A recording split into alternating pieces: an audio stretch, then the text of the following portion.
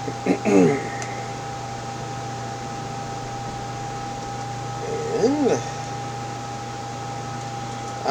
we are live. Well, hello, all my little floofs and goofs. Caddie here with you tonight, feeling rather pink. I found the world by searching for the word pink. I think it has definitely met my criteria. Ta-da! Anyway, welcome to this evening's stream. It's lovely to see any and everybody here tonight. So let's do the fun.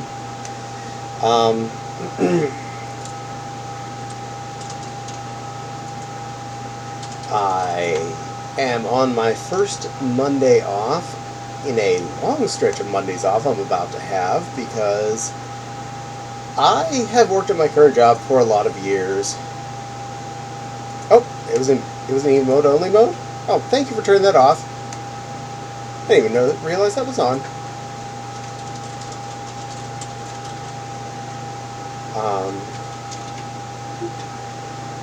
And I have PTO days to burn. So, this time of the year, I take off a lot of either Mondays or Fridays, and I decided this year it's going to be Mondays. So, looks like I am off this Monday through every Monday up until just before MFF. And the only reason I did not take off that particular Monday is because I'm already taking off that Thursday and Friday. And I take off the Monday thereafter MFF as part of the trip home day, so yeah. Back in the process. And I will not work another full work week until halfway through December.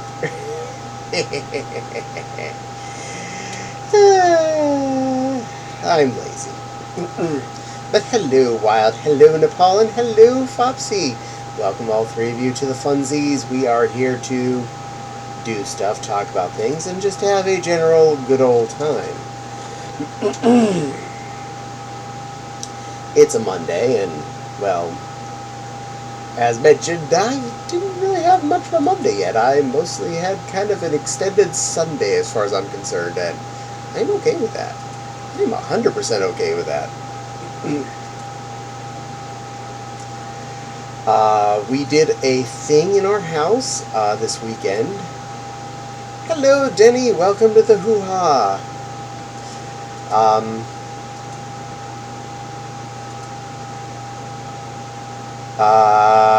Wild says I just now put in my PTO request for MFF. Woo, boy, hope everything goes well so you make it there. Did I see you had emotes only activated a sec? Apparently I did. I didn't realize that was turned on. Wonder if one of my mods did that for me without me noticing. Flopsy turned it off though, so that's a good thing. You don't have to worry about turning that on when I'm not on. I haven't had anybody coming in and doing anything in my streams. So I think we're pretty safe. I actually went into mod mode to turn it off. Yeah, apparently Flopsy beat you to it.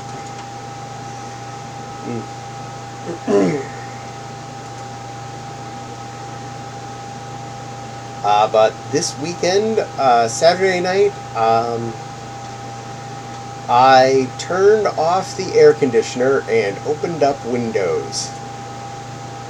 I know, it's halfway into September, 2/3 of the way into September now, and I just got around to doing that. The hard part is, yes, it was dropping well below, hot o'clock at night. But we were still getting 80s plus temperatures during the daytime, so it's not like it's easy to just turn central air off, open up all the windows, open up all the storm windows, put the fans in the windows, turn all the fans on, and then later that next day, close all the windows, close all the storm windows, turn off all those fans again, then turn on the air conditioner just to do it all again. It's easier you do it whenever you do it once, and then basically shut them all when it turns into heating weather. Should I add some words to the filter list so that hate messages won't go through? If you like, I don't really mind. If we got any hate words you think we need to have in the filter, that'd be okay.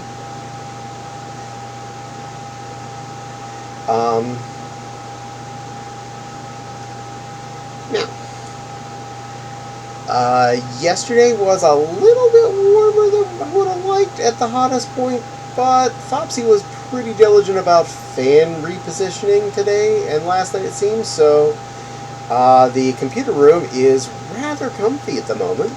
Rather comfy.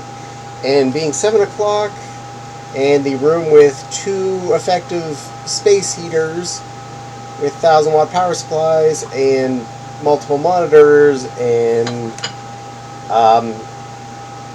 VR hardware all plugged in, it's actually staying pretty good.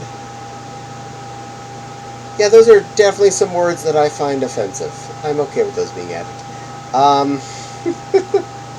Aw, Emmy, why are you hiding your egg? You can come out. You don't have to hide here. We'll take care of you. It's safe. You okay, little porgal?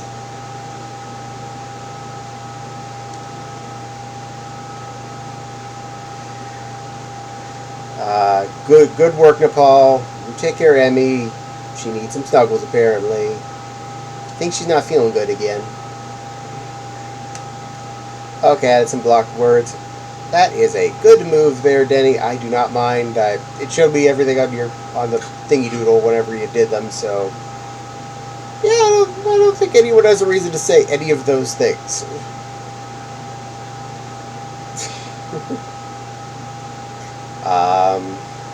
Yeah, Enemy's giving Nepal some hugs. Good girl. Hello, Raven. Oh, no, I'm a big lion. Big lion. This model has no diaper, no pacifier. It is big. It is very big. Flopsy Woozababa. Teacup light. No, I'm big. Very large. So large. I am the largest. I am the very biggitest. Yay, Denny gives some hugs over to Emmy as well. Thank you guys for taking care of Emmy, who's not feeling so happy-happities at the moment. I appreciate when my chat takes care of each other's buzzes.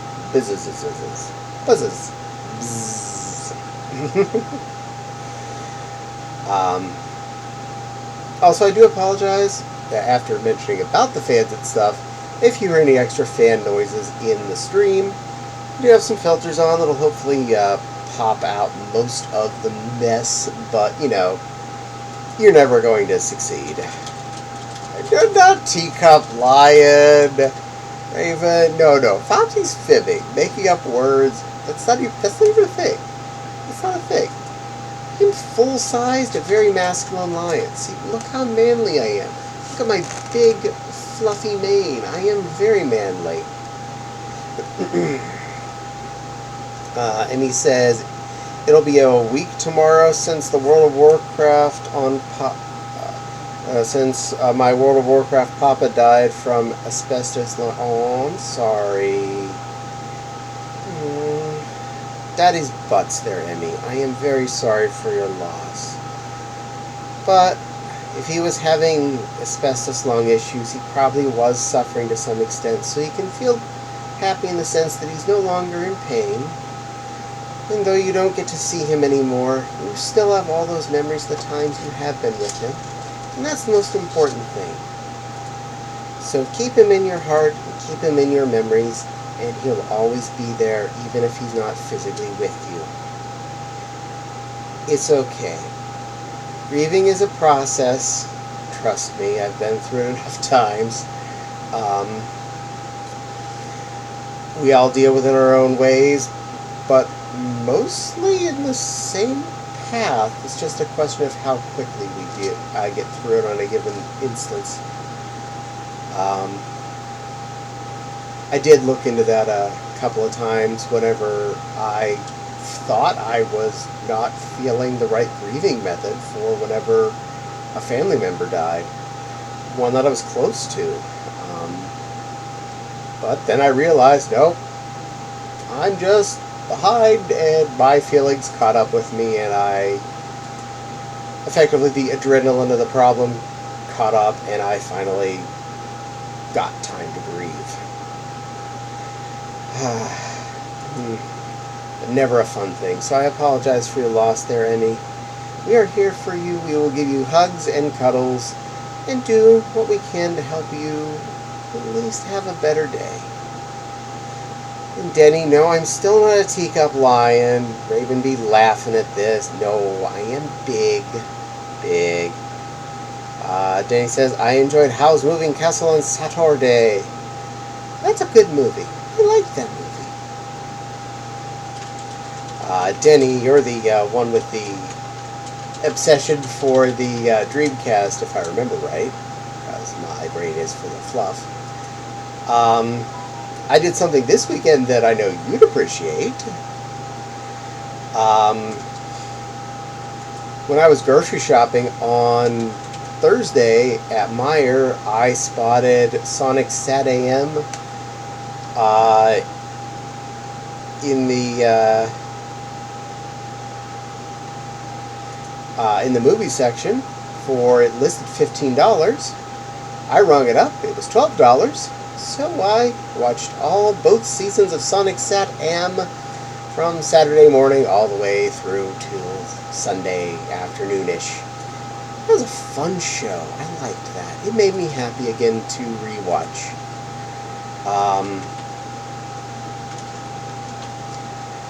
I realized after watching it again, first off, they showed season 1, which was all kind of just episodic. Then they showed the pilot episode, which half the characters were off final form. And then season 2 is where all the actual story plot occurs, like deprogramming Uncle Chuck and finding the other freedom fighters and all that other fun hoo-ha. Also, Princess Sally starts wearing a vest. So if you see her wearing a vest, you know you're in season 2. Just for the notes. Raven says, okay, bye. Oh, bye, Raven. Well, thanks for showing up. I appreciate. I hope you're having a good day. I hope you doing something fun. I even went to Applebee's. I love the beer pub pretzels. Oh, pretzels. And you went through that on streaming. Nice. I like owning things on disc if it is possible, even if I do watch it on streaming. There are quite a few movies that I bought that I'd already seen on a streaming service just to own a physical copy for that time when I decide I'm not going to keep Disney Plus, or formerly known as HBO Max, now just known as Max. You never know. I'm probably not going to want to pay $150 a year for that forever, or whatever Disney costs per year. But I might for a long time. Though, to be fair, I will definitely be buying as much of the Marvel and Star Wars contents and the DC movies so that I officially own them in case they ever aren't on a streaming service or I don't have that service anymore. Satan deserved better. The Genesis had almost a tie-in game. It was a good series. It had a lot going on. And it ends on a cliffhanger. And I really want to know who was in that elevator with Snidely at the end. Just big ominous red eyes. And Robotnik, a.k.a. Eggman, a.k.a. whatever they want to call it. I like when he's still called Robotnik. I think that was a better name. That's his name. Eggman was a nickname that Santa gives him. Yeah. Oh, speaking of pretzels, Flopsy really been enjoying very veggie heavy sandwiches, and I've been picking up the buns that she's been using. I picked up some pretzel rolls like 2 times ago, and there's still some in the fridge. I decided, since the rolls were well stacked, I took one, put it in the microwave for like 30 seconds, and oh my, that's a small sub sandwich worth of pretzel at a reasonable cost. It was delicious. I need to do it again. Might do one tonight after I'm done streaming. The thing we're doing now, this doodly do. Nepal says, streaming services are convenient, but they're also perilous because they can and do pull stuff off seemingly at random. This is very true. I enjoy the convenience of the fact that there is a Roku box actually there is a Roku box or built-in specifically Roku functionality to every television in this house, and computers everywhere and phones that all have the logins for all our stuff. And it's easy to just sit down in a different room, pick up the remote and say, Disney Plus, I just want to watch Avengers again. I'm in the mood. And just press the button and boom, there it is. But who knows? Disney might sell Marvel one day. They might. I don't think they're going to anytime soon, but they might. And then they have to take it off their service, so that'd stink. It's convenient. Enjoy it.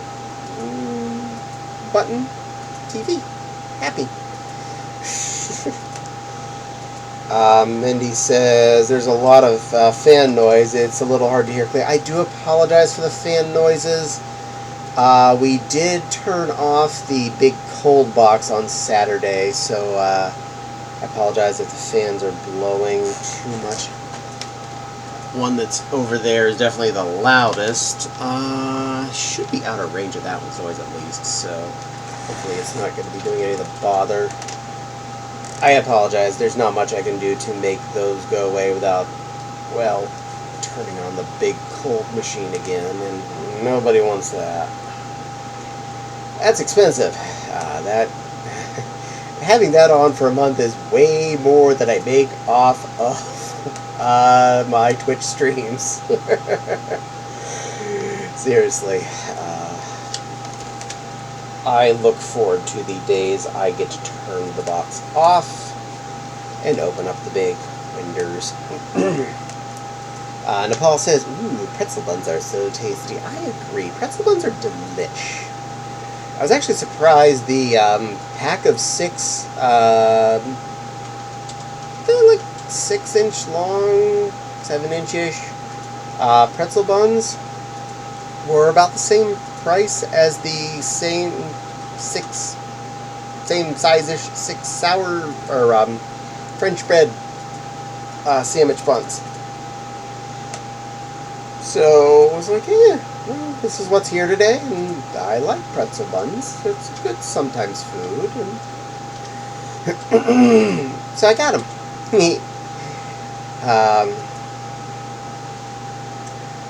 Pretzel buns. Pretzel buns. Since they are basically pretzels, you know, like I said, popped one in the microwave with just a sprinkle of water on for 30 seconds, and big, honkin' soft pretzel. Warm, tasty, delish. Yep.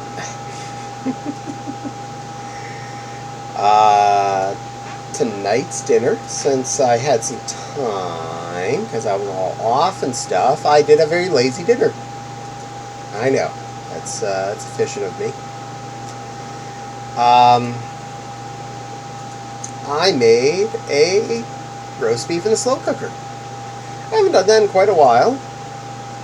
It was average. It was neither good nor bad. I mean, it was good, but I mean, it wasn't great or anything. And unfortunately, roast beef was a little more expensive than I wanted it to be, but I was kind of having a craving, so that happened anyway. And we only ate about half it, so we got leftovers for tomorrow, so yay, leftover roast beef. And a whole poop ton of vegetables, because it was a 3-pound roast in the nice big crock pot, so there was plenty of space to squeeze in quite a few little red taters and carrots and some onions, and a couple of celery sticks that were in the fridge that needed to be eaten anyway, so ta-da. Yum, yum, yum. So, good dinner tonight, and some good dinner I look forward to tomorrow. I have been definitely enjoying the squash thing since my sister gave me one a few weeks ago. Picked up another acorn squash at the store. Wow. Yeah, that cooked up just as easily and just as tasty as the first one. And it was bigger.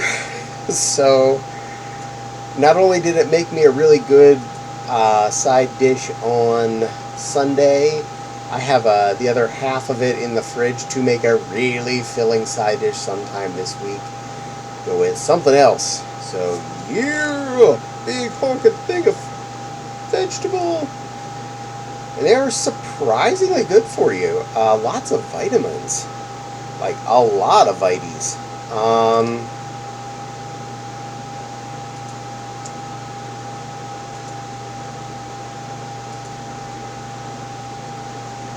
And I find it a rather sweet thing in general. I don't put much on it, just a little butter, maple syrup, and cinnamon. And I don't even put that much, and it really does add a bold, sweet flavor. So, yay. Sorry about that. Yay.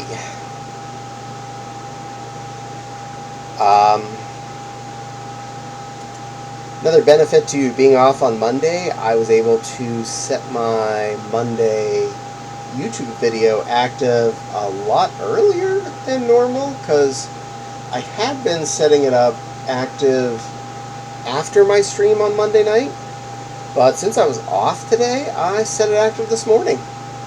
So it's been up all day. And if you're bored, either after my stream or during it, you can feel free to enjoy it. I don't mind. I was a Daisy in a wedding dress this week. I do love putting that wedding dress on. It is rather engulfing and amazing, the weight of all the heavy bridal satin. And just looking at myself, it feels really encompassing, I think is a good way to put it. Especially if I wear it on Caddie, because I can even wear the gloves on him. So it's like my arms are covered, my shoulders are covered. Even though there's exposable points on it, like if I open the hood up, it's an off-the-shoulder dress. But with the cape on it, it covers that up too, and it feels almost overwhelmingly pretty. And I love that feeling. It is an amazing garment to wear. And yay, Denny's on an FA. Woot! If you ever see those on my FA account, always remember, there should be a link to the YouTube video in there, so you can have fun. Watch the dress in action. Like most all of my dresses, that one I definitely made all by hand. It was one of my bigger and more fun projects. Probably one of the most expensive dress projects, because I actually did use bridal satin on that, not just like cheap costume $2 yard satin. So it's legit. It's legit weighty and nice.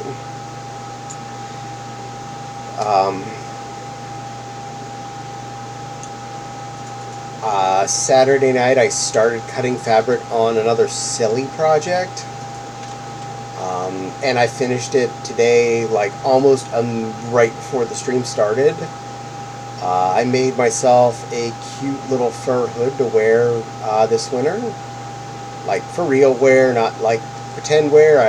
As long as it gets cold enough, grumble, grumble, grumble. I intend to wear it out in public if I have a need for it. It has a very fluffy, plushed out hot pink collar, plushed out trim around the opening. Actually put a little polyfill in the collar part and in the trim to make sure it did make a good rounded poof. And it's lined with a super soft white fur that I've used more than a couple times for lining things. And for a certain Habobo's tail is made out of the same stuff. And the outside is made of the same fur as Daisy is, which is also stupid soft. And ironically, I picked up a scrap off of my shelf and I measured my 2 pattern pieces I created on this one piece of scrap, and it was almost a perfect use of that piece of scrap. So I feel it was a almost no waste. The fur trim was a gift that came with my leather jacket that you may have seen on the stream a couple weeks ago. So the only new fabric that was involved in this would be the white, which I bought a lot of, and if you count the polyfill and thread. So yeah. And don't worry, Nepal, I'm going to post pictures probably after I'm done with this. I actually took pictures, I just didn't get a chance to press upload. I looked out and I was like, oh, good luck on your stream. But I looked out like, uh-oh, it's 20 till. I need to get stuff started. And yes, I see that down there, all stands. Ada, ada. Ada, ada, pretty pink bunny. Ada, ada. Ada, ada. You are a pretty pink bunny boy. Yes, you are. Yay, pictures of my sewing work. Woo! Yeah, I do love putting pictures of my sewing up, as long as it's normal.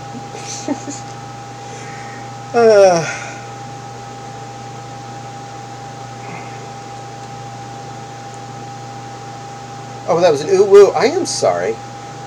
Oh, you want an ooh-woo, not an ara. Ooh-woo. Ooh-woo, Alice Dance. Then you get an ooh-woo. Ooh-woo. There. I made up for it because I made the mistake. Totally all me. That means you got a free ara-ara. And you get an ooh-woo. Ooh-woo. My bad. I mean, ooh-woo is cheaper than RR. It is, I don't mind doing either. But yeah, I want to make sure you get what you paid for, too. So, you know, I'm cheating. I'm good line. I'm good at making sure I do the right thing one way or the other.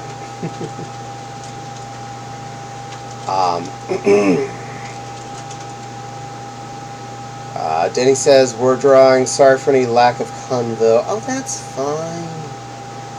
Everybody's allowed to do what they do. I am not here to require you to talk back to me. I enjoy when you talk back and have fun, but it's not a requirement. If you just want to come here and listen to me babble, you are more than welcome. That is a legit thing to do. And definitely, I don't mind showing pictures of my sewing work. In fact, I do love putting it up there. Some of it's a little weird, and I don't necessarily want to put it up there. Not that it's not necessarily, in and of itself, G-rated. But if it's like, kind of pretend bondage gear, it's not necessarily something I take pictures of, but I could. Because it's just funsies, oftentimes just using what's left of a scrap piece or a piece of fur that I'm like, I'm never going to use this for something else. Let me just make some cute cuffs. Because I like those. They make me happy.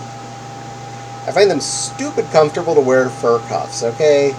this is putting that right out there. Not only do I buy them off of Amazon, yes, I buy fur cuffs off of Amazon. Mostly because I get different textures of fur. But I also make cute ones. Because they're comfy. Pretend bondage gear is one victim away from becoming real bondage gear, though. See, that's the thing. I know a lot of people get weirded out by that. Where in my mind, for relaxing personal times, comfy, fluffy cuffs are good. Yay for fur cuffs. I agree there, Nepal. I agree. Now, am I going to deny the fact that I have real cuffs and things? No, but, you know, I don't always volunteer that information. I've had quite a few sets of cuffs over the years. Most of them are currently hanging next to my bed because that'd be the most convenient place. I think you did just volunteer. I did. But it kind of was brought up in conversation mostly by me, so I guess I'm doing that on my own now. And hey, if you're all here, you're listening to me babble, and you're getting it.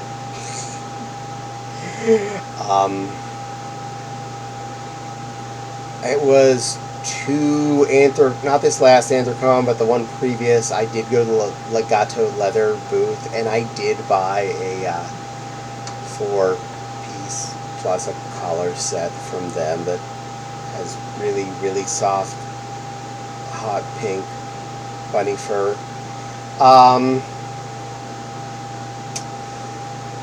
They're nice, but honestly, for a day-to-day basis, I don't want to wear out something that good.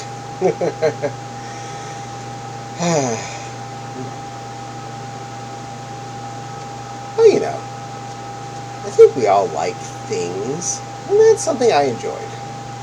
Hey, if you want to dig your own hole, I'll hand you the keys and a backhoe. Don't worry, I got plenty of shovels in this house. Strangely, yes, actually we do have several shovels. Mostly because every time we attempt to do projects that involve manual labor, I tend to buy enough tools so we can both be working at the same time.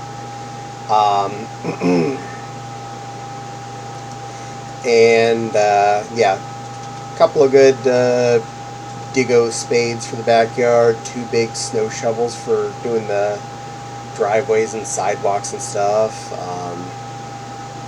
A myriad of hand trowels of different makers and models, so I didn't necessarily buy all of those specifically. In fact, most of them came in a kit, including one little, like, Reiki thing.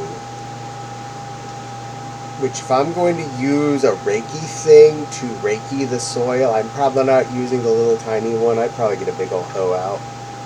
Don't mean that in the naughty word sense, I mean the actual farming equipment.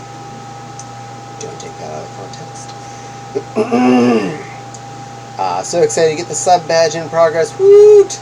I look forward to it, Denny. I think it'd be a really nice additive. I'm pretty sure all of my sublims will enjoy having a cute little badge boob. I think that'd be neat. You are such a kind little kitten for doing that.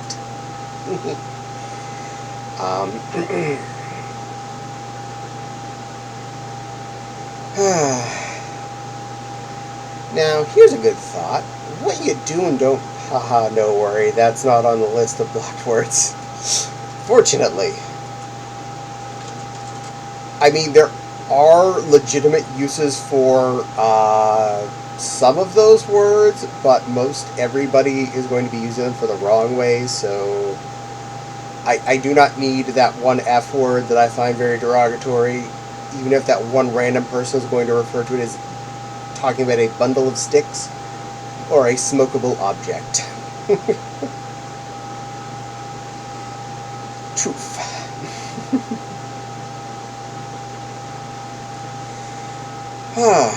So we do have a con coming up. I mean, there's always a con coming up. Like, to be fair, if it's a weekend, there's probably a con somewhere in the world. But we do have a con coming up that I am going to.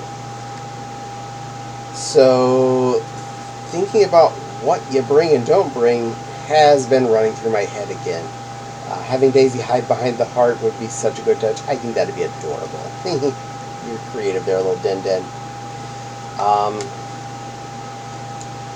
Now, I have people that think that because I own all the fursuits that I do, that I should bring absolutely every single one of them to a convention. Let me just start with no on that. I'm going to give that a big, solid no.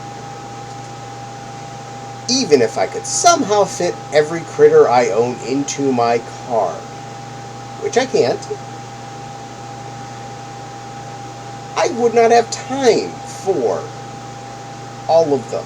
I would not have time for most of them to even get one outing, let alone enough time to evaluate, taking the time to pack them, put them in the car, unpack them in the hotel room, which again, another space constraint.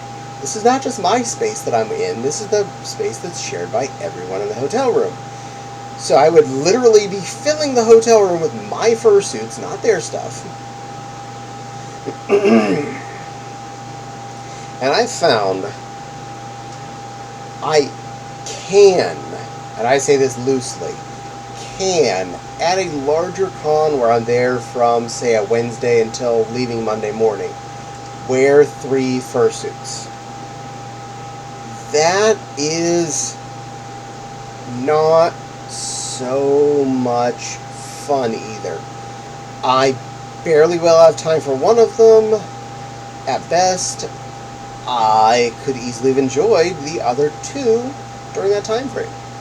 And I don't find benefit to having more than 2. I find benefit to having 2 there because in case you fursuit, I want to fursuit again before the first one has aired out.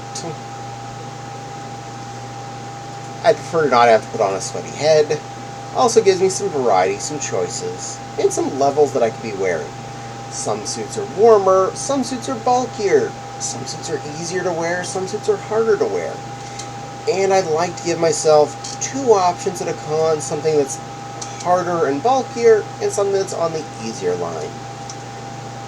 Which is why to MFF, I am bringing Mewtwo. He's harder to get into, but not harder to wear. And I'm bringing Caddie, which is absolutely easy peasy to wear. So, add a clock. I will stop talking about fun stuff for a few moments.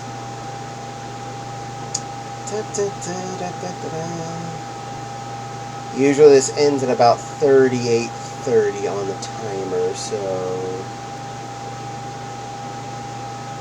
from what I've noticed anyway, it seems to end on the start on around the 7-minute mark, like 37 and 07, and end at 38.5 or 08.5. The only thing people are missing while me talking about this is me talking about breaks, ads, so you're not missing anything exciting.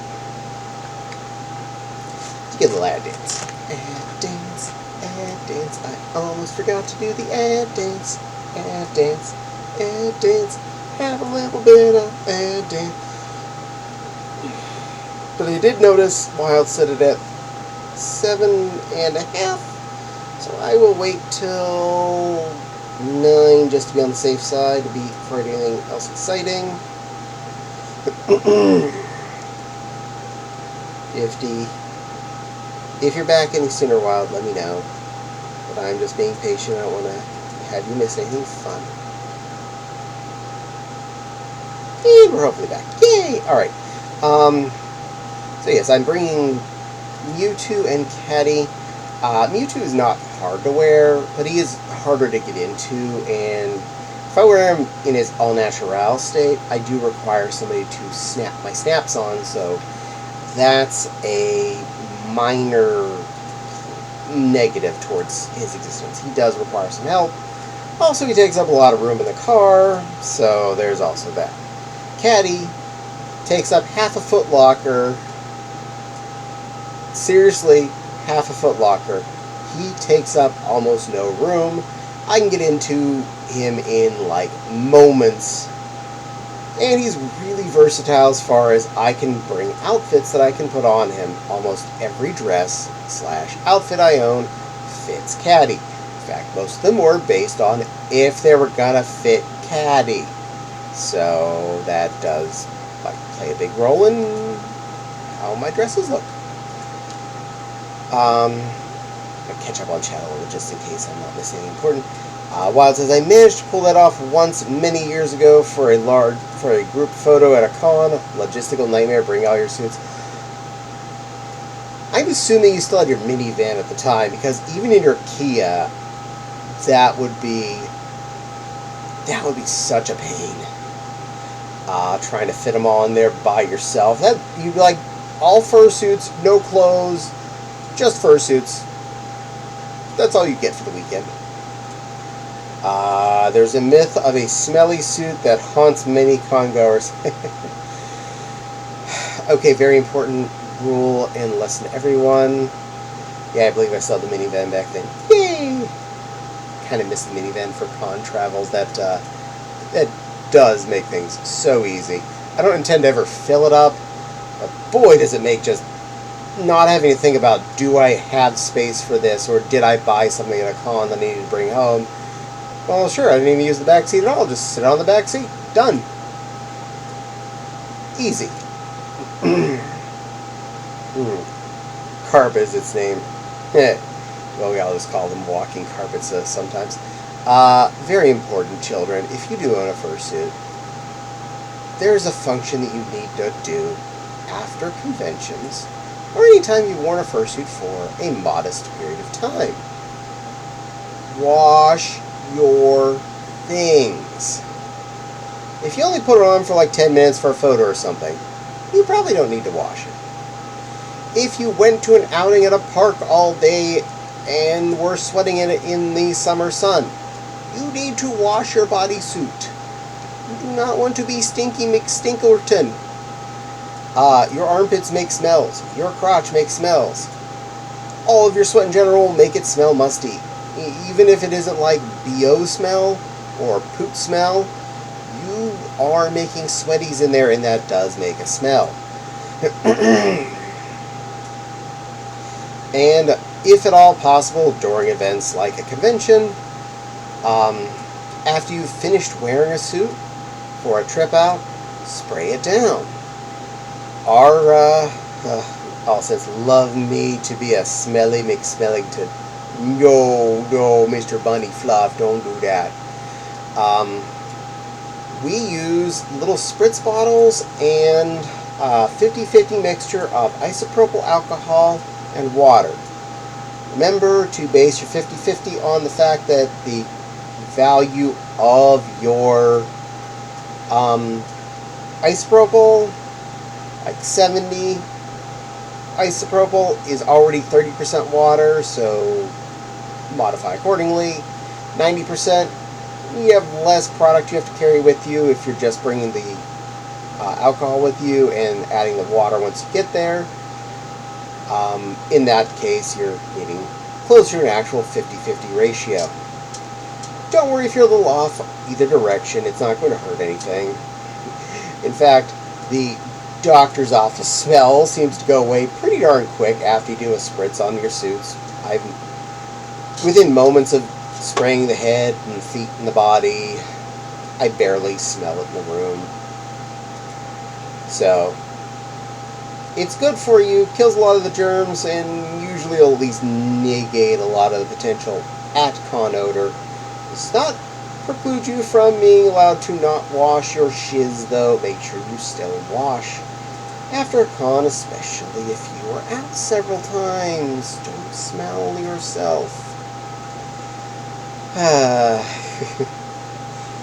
Yes, Denny B. Bonkin all stands for saying he wanted to be Smelly McSmellerton. No.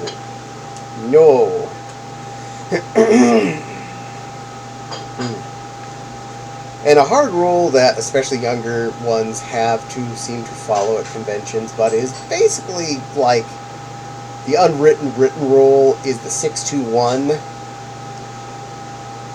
Aim for at least 6 hours of sleep at a convention, 2 meals, and one bathing process, aka a shower or a bath. Yes. The sleeping, you almost, sometimes you're younger, you don't realize you need it, but especially remember, you're at a convention, you're running around all of that day, you are actually expending a lot more energy than you would just sitting around your house or even being active at home. You're being functional and turned on for probably, 12 to 16 hours of that day.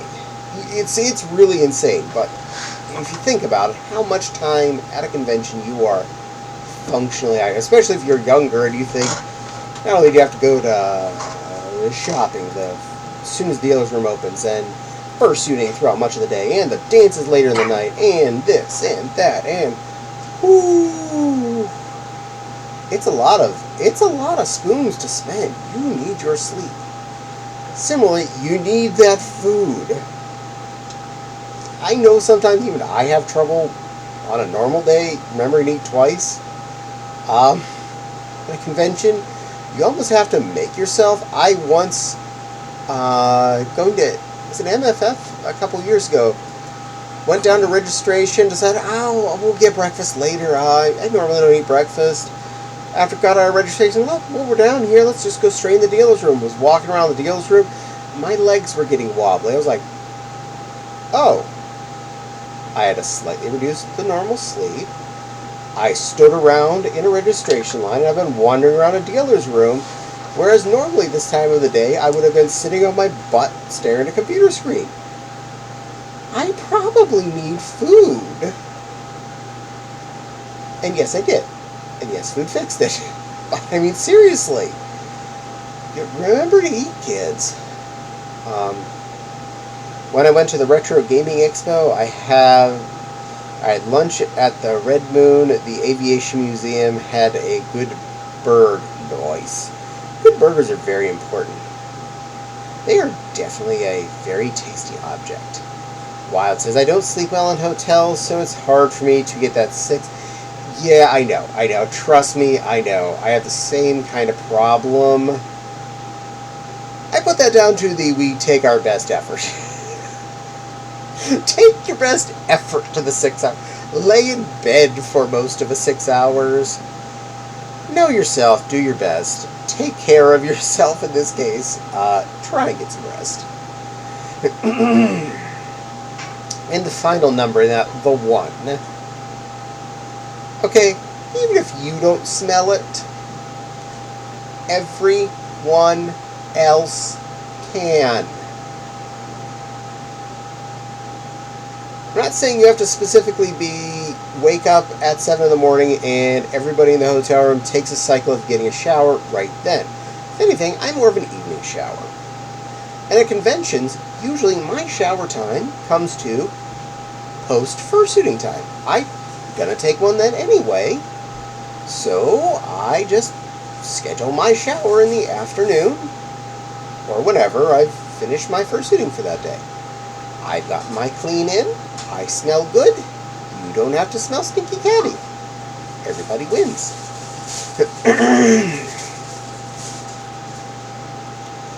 I was worried that I was going to ruin the DS card tray at the cafeteria, but I managed to keep it clean. I'm glad.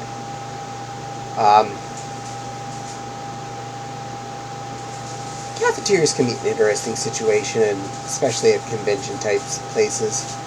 But normally, you can manage.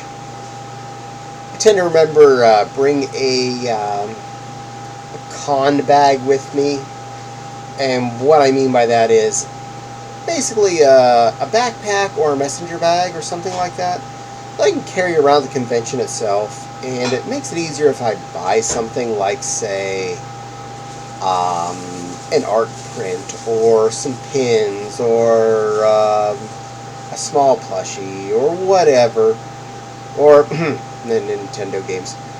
Yes, I've bought Nintendo games at Anthrocon. I forget it was Anthrocon or MFF that I bought one of my copies of BattleTech because someone had it on their shelf. And it was the new version I didn't have yet. And I'm an addict. I have issues. Little man issues. Lots of them. But yeah, carrying around a backpack or a satchel or something like that does help. It's not going to be perfect. You're not always going to have everything fit well.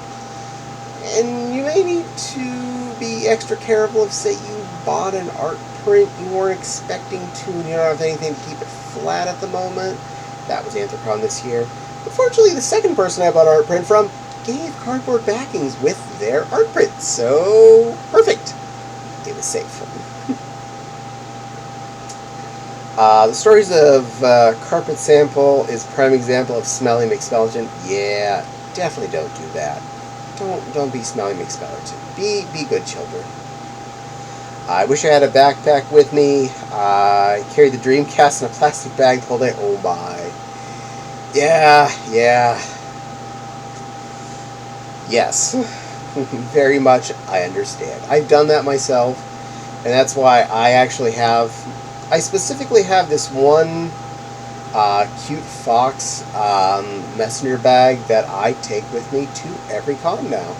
In fact, I bought it at an Anthrocon, and I loved it, and it just became part of my day-to-day at a con. I would just keep that on me.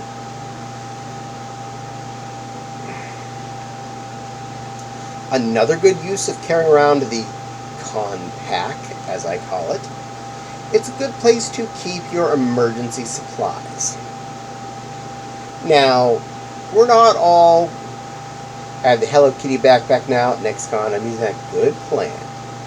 Good plan. I actually have a collection of different bags I can carry to cons. I just use this one because I really like it, and it's really comfy. And a nice size. A good thing to carry in said pack is always going to be your emergency supplies. Now, for everyone, this is going to be a little different. Like, say if you're prone to spraining your ankle a lot, like I used to be, I don't see a problem with, say, having an ace bandage in your emergency carry package. Because if you are mid-dealer's room and you sprain your ankle and you need to be able to get back to your hotel room, you want to be able to walk. So, if that's something that's your problem, like it used to be mine, carry an ace bandage in your bag. Smart move. But in general, look at things that make you comfortable in an environment that you're not normally existing in. Case in point, digestive situations.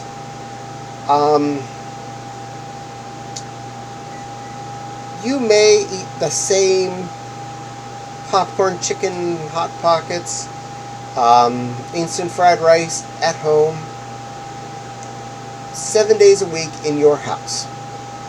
And that's fine. There's nothing wrong with that. But now you're in a city far from home, and you're eating food from vendors or restaurants that you don't normally eat at. Your body might potentially be mad at you.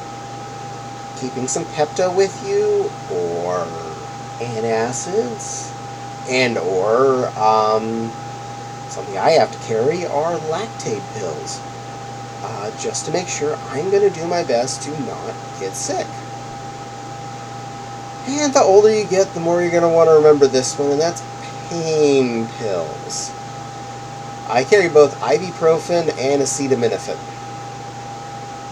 No joke, I always have those on me when walking the con floor. It's easier that way. If I had to go to a hotel, I would need to carry wedge pill with me. It would suck to sleep with acid. Ooh, yeah. It's an important thing to remember. Bring all the things you actually need to exist in your sleeping state too. Don't expect they have a wedge pillow at the hotel.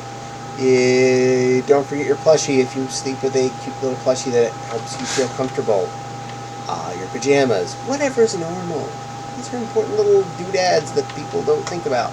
toothbrush, toothpaste, mouthwash. If you're soap allergic, don't forget your soap. Acid attacks are brutal. They can be. Oh yes, I completely understand. I keep antacids in my bathroom next to my bed so I can easily get to them in the middle of the night. I feel ya. I'm not that bad, but I understand.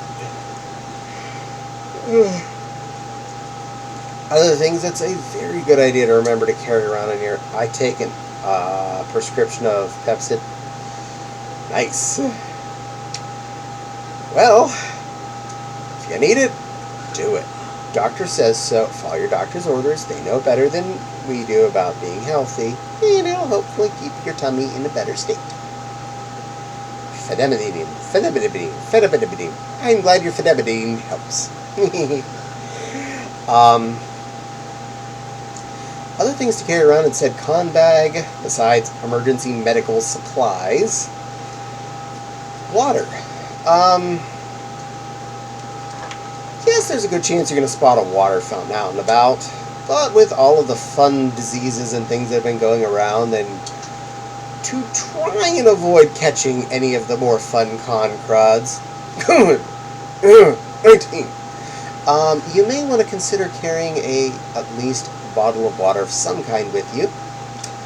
I'm not necessarily saying you have to pay for water. You can, if you're okay with the local water, your refillable water bottle's fine. Personally, I find buying a $5 case of water before a convention generally works. Just pain in the arse to bring in, but remember, you're carrying out almost none of that. You're probably going to drink most of it. So that's a good one to carry around. And then there is the other main critical that I find, and that is snacks. This is what I didn't have with me that MFF trip that my legs felt wobbly. That was also the MFF trip we hadn't planned to be on, so I didn't have time to shop beforehand. So, you know.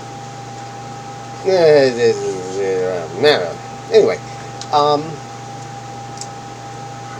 I tend to, most every convention, pack a little single serving, like the lunchbox size packets of trail mix. I generally get the basic one. It's, most places call it the mountain trail mix or whatever. You know, nuts, raisins, and M&Ms is usually what's in there. And for me, that's usually a good thing to have handy. It's a good pick-me-up, and even if you're carrying around and you don't have an emergency and you see a friend that's in the middle of the convention floor and you don't think they're going to make it out to the hamburger place outside of the convention without falling over, it costs you pennies. You hand them that little packet, and you just pick up another one when you get back to your hotel room because you brought a box full of them like a smart person. So you're ready to reload when you get back. Always nice to be that little rescuer. And as long as you're not breaking any FDA rules, sharing said pain pills and antacids. Also nice. Be good to your friends. If you help them when they're suffering, they'll help you when you're suffering. Goes around, comes around. Nepal says, yeah, as a suitor, snacks and or Gatorade or something similar. Very much so. Bonus points for MFF, the fact that there's almost no access to food at the convention hotel. Say you're getting back to your hotel room and you're exhausted and hungry and you DoorDash, it's dinner time. You could be waiting an hour for McFood to even get delivered to you, let alone something good. Having that emergency trail mix in your hotel room, even, say, a couple packs of ramen and a hot water source, it actually can make a lot of sense. Trust me, do good to yourself. Denny says, "I want to hear something. Want to hear something scary. The plastic bag I carried the Dreamcast in was ripping at some point.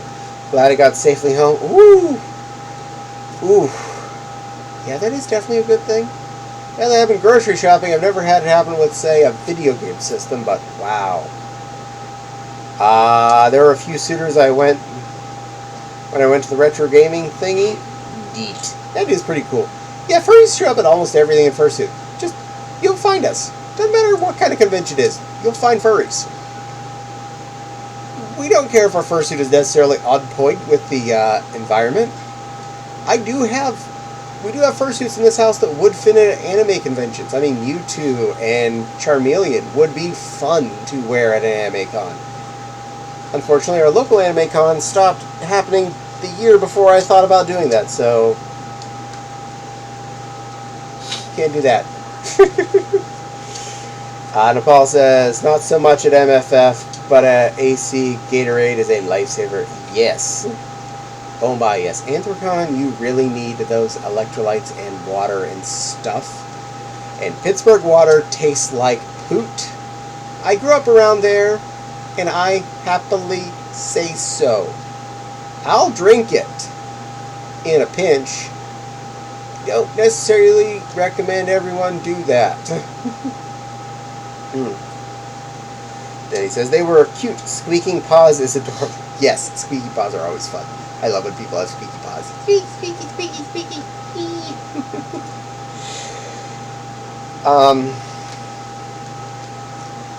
Another good carry item is jerky. I have found, it's the easiest place I've found is like at Sam's Club or Costco. Look for the individually packed ones if at all possible.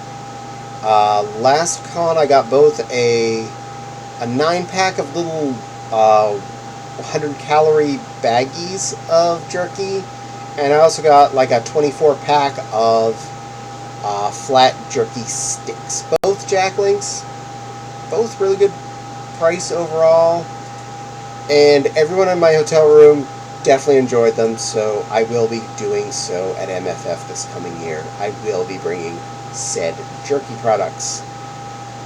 Hint, hint, to a fox who may be in this room that would potentially be in the room that needs food to carry around. Take food with you. Don't die and don't be stuck down working at the Headless Lounge and not have food. I'm keeping you alive. The water isn't an issue for me. It's that I know how much I sweat out the salts and such, and plain water doesn't help replenish that. Yes, it does not replenish that, but you also do want to make sure you are putting enough water in your body to make sure you're keeping up. Water's good for you, one way or the other. Don't forget it. It's cool for you. Wow, it goes woo! Wild is our roommate at MFF. That's a good Fopsy. So yes, I keep Wild alive and I feed Wild yummy jerkies and packets of trail mix, and I'm going to do everything I can to get water in the room since our other person is going to be with us. Unless Wild feels like bringing that.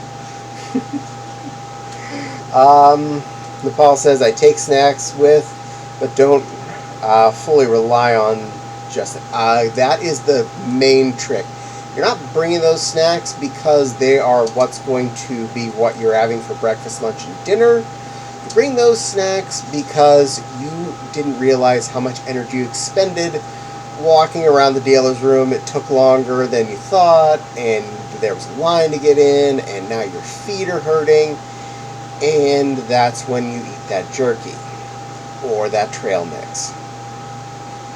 Honestly, with the price of DoorDash as of last year at MFF, I really am looking to bring some actual breakfast foods with us that we could easily deal with at the convention.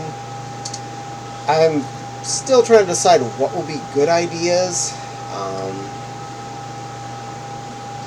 But certainly looking to get something there that'll be fulfill my start of the day before I'm out and about in the convention floor. Ramen will probably actually be a good idea. Just a basic ramen and a flat bowl to steep it in. I mean, there is a hot water creator in every hotel room anymore. The coffee maker, just brew a cup of water out of that thing, pour it in your ramen container, put a lid on it, let it sit for 6 minutes.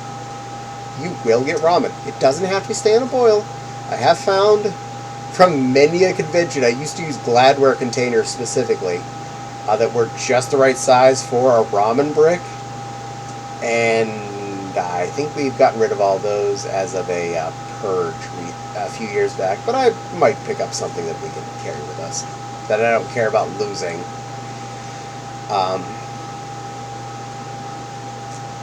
Yeah, that's on the things I should remember to do this year. Still definitely planning on ordering or eating lunch at convention. I remember there's a Chinese place we ordered from that I really enjoyed a couple of times, so that's definitely on the redo list. I might break down and buy Dunkin' Donuts a couple times because my glob, starting the day with a large iced Dunkin's coffee is not a bad way to start my day. It's just it was costing like $50 for 4 breakfast sandwiches, my cup of coffee, and a donut. That's highway robbery. Well, now it's only going to be free at breakfast sandwiches, that coffee and the donut, but still, probably about 40.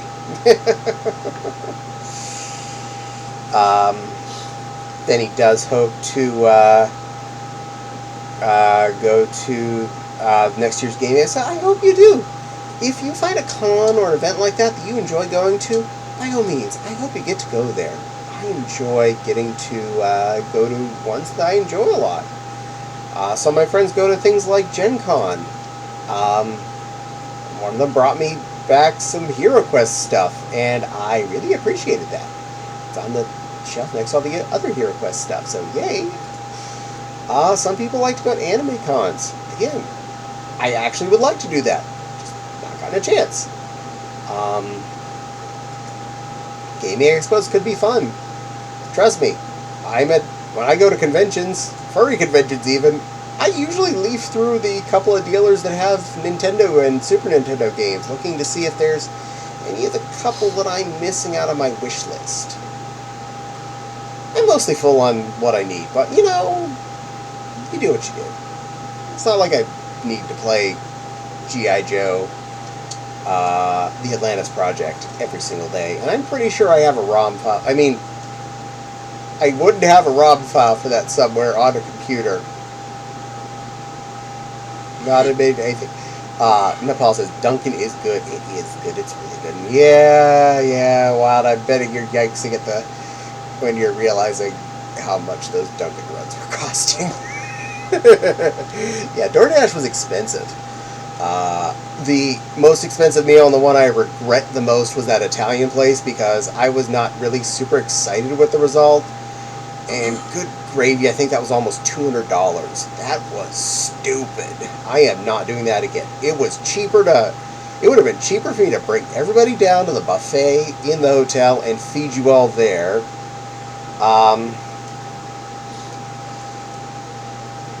And I actually intend to eat there at least once or twice this year because the food was decent. And comparing that to DoorDash costs for dinner, wasn't more expensive. And I didn't have to wait an hour for it. Just saying. Nepal says, less high road robbery than Starbucks. Yeah, it's true. I'm not DoorDashing Starbucks. That's not happening. No. If I need coffee that bad, I will make hotel room coffee.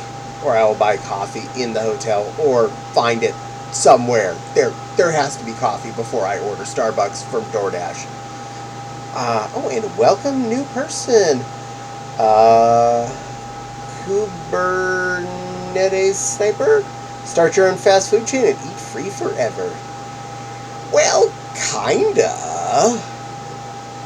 I mean, you're still technically paying for it if you're the one running it. Unless you set up a deal with all your franchisees that they have to let you eat for free every time you go to the restaurants. Which would be a really nice, sweet deal. Then again, I try to avoid eating fast food as much as possible, so there's also that.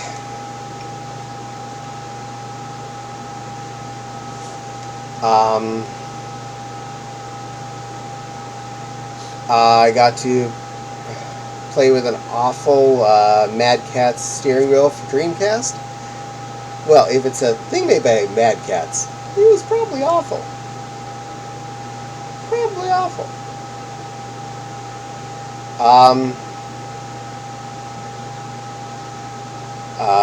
Starbucks is better if you go there every time.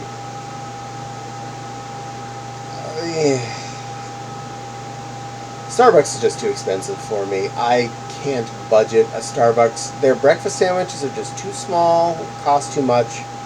Their coffee is too expensive. I cannot budget Starbucks.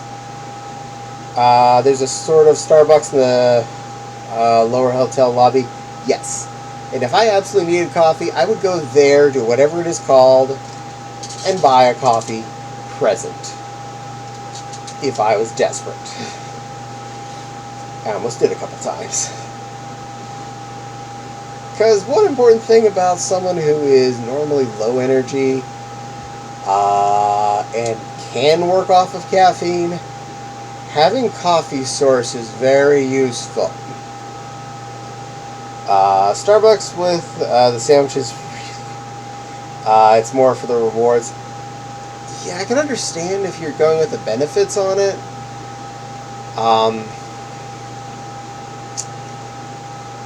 But normally I don't like spending dollars on breakfast. It's just not my MO. I don't... On a normal day-to-day, I don't actually eat breakfast. I normally don't eat till lunch. So it's just conventions where I normally will squeeze in, say, a brekkie sandwich. Only because I know I need food in me. Whether or not I feel hungry, I know I need that food. And I probably need that caffeine, too.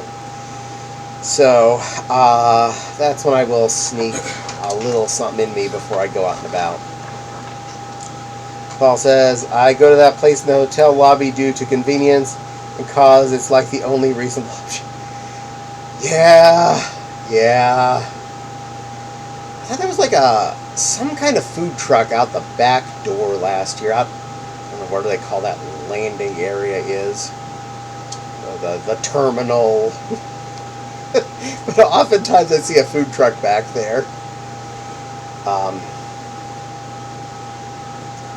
Denny says skipping breakfast is bad for me.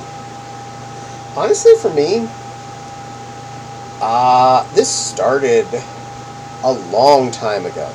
I was eating breakfast because I thought I needed to. And I would wake up every morning before work. I have a desk job, so it's not like I'm needing to burn a lot of calories throughout the day. So I was, for a while, making things that would make me happy. Don't laugh too much. Hot dogs were often a breakfast food.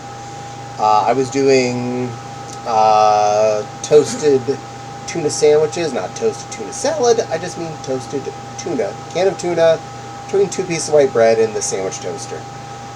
I really liked it. It made my morning. It made me happy, okay? And it made me satisfied. I did all that kind of stuff, and then I was like, I'm not really feeling hungry half the time I'm eating anything. And then I switched over to doing Ensure breakfast shakes. And I did that for several years until I started to realize halfway to lunch I was starting to get stomachache. And I was like, this feels like the same stomachache I used to have as a kid when I stopped eating cereal. But these haven't bothered me like milk was, but maybe it's just I'm hungry, but it feels like a like a milk tummy ache, and I was like, okay, let's just. I tried a week without them, and I was like, oh, I wasn't really hungry when I was drinking them anyway, and now I just skipped that. I just stopped eating food till lunch. And desk job and all, I don't really need it. I just make a cup of tea, sit on my desk, sip tea, and work till lunch. Out of the back dome area, yeah, I've not seen the food truck that services coffee. You're correct there's not coffee, but at least there's potentially a food option other than the whatever that thing is down in the, it's like the first floor where that's kind of a roped off self-service thing, and then the all-you-can-eat buffet on the third floor, second floor, whatever floor that is. But that all-you-can-eat buffet thing, though, is really quite tasty, I found when I ate there, and the price was more reasonable than DoorDash, so might be eating there more this year. I switched to between cereal, then switched to omelets. Now I do yogurt and granola, mostly need the coffee. I can understand that. I save my 1 cup of coffee on a work day for after lunch, after my nap. Yeah, I normally have a nap at my lunch break. And the coffee wakes me back up. I can't do yogurt. That is worse for me than milk. So that's on the no-go. Cereal, I found out as a kid, with regular milk is definitely a no-go. But it never really does it for me. I find it more of a treat than a meal. But that's me. Different people have different needs and different ways they get about. Coffee, though, when I'm out on a non-work day, it makes the day start better. Especially when I'm starting a weird hour. Denny says, oatmeal all the way. You know, honestly, oatmeal is like another one of those things I eat as a evening dessert. Not kidding. I will make myself a big bowl of oatmeal with brown sugar and butter, and that is a dessert food for me instead of like an ice cream or a cake.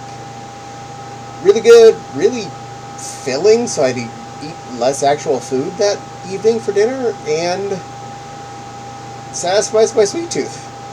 Also makes you poop real good. Fun bonus fact. The Red Bar and the main restaurant. Got it. Glad you know what they're called, Nepal. Nepal Smart. While it says, typically I don't bother with breakfast on weekends at home. Usually just the coffee. I find yogurt disgusting, so I never do. That is also fair. I intend to do breakfast on the weekends a lot, and by the time I get around to eating, it's noon, so it turns into lunch anyway, so I'm like, yeah. Even when I do eat breakfast foods on the weekend, it's like, I'll make pancakes at noon. Like, fine, I really wanted pancakes. I don't care if it's noon. Pancake time. Pancakes. Pancakes. And I do feel you there, Wild. I do find yogurt yicky too, but I don't judge anyone else. If they like yogurt, they're allowed to enjoy it. I'm just not going to buy it. That tells me one thing I don't need to remember to stock for our hotel room. Not buying any yogurt since none of the three of us like it. And Nepal said, haha, I pretend to be smart. You don't have to pretend. You're a smart kitten plush. You smart kitten plush.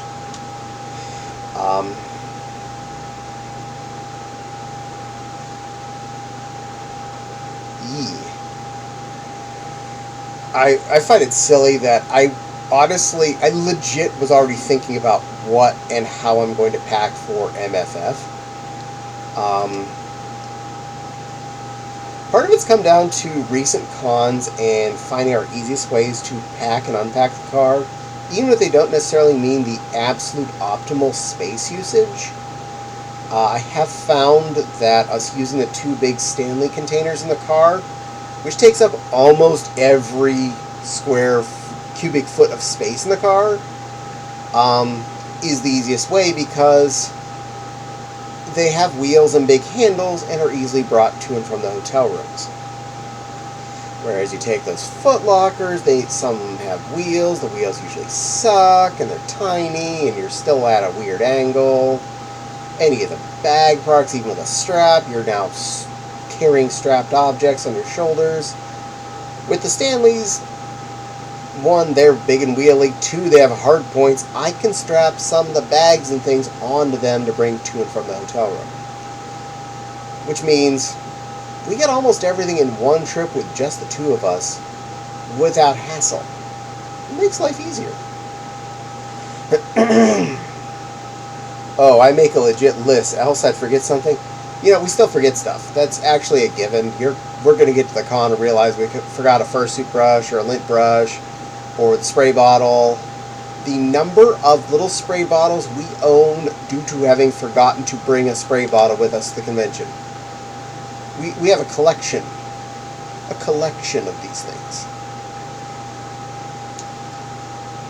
It's going to be the first thing I pack this year. That means something else is going to be what we forget. But that won't be the one thing we forget, I hope.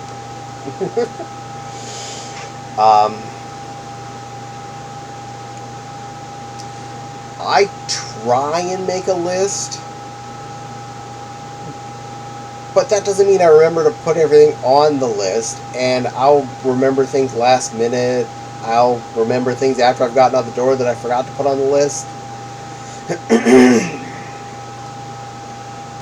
I will sure as shoot and make a grocery list, especially for more stable goods like the jerky and the trail mix, a couple of weeks before the convention, because if I can't find them or if I forget, I get another shot.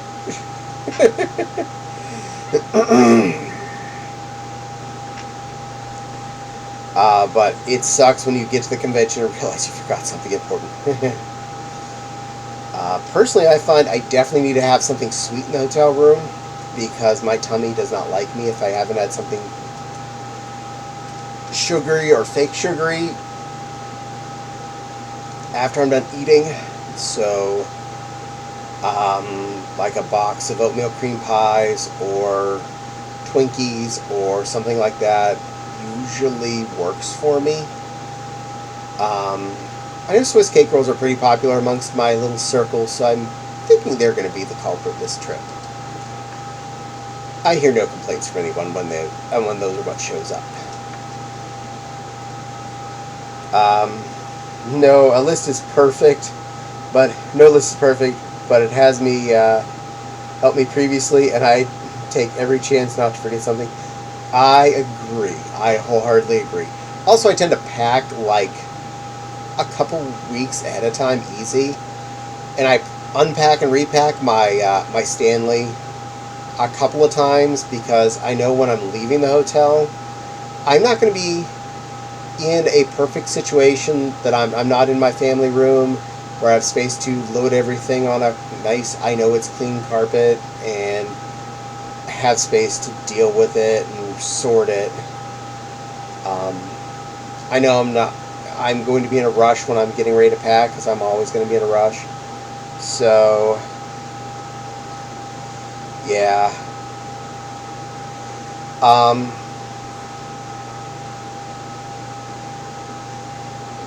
But I really get you on the list thing. I should make a list.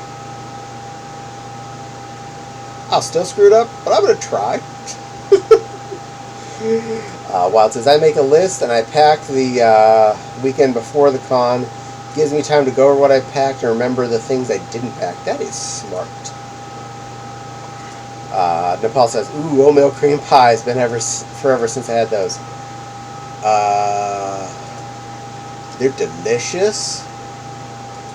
Someone read the box at Anthrocon this year in the drawer, and we found out how many calories was in one of the large size ones.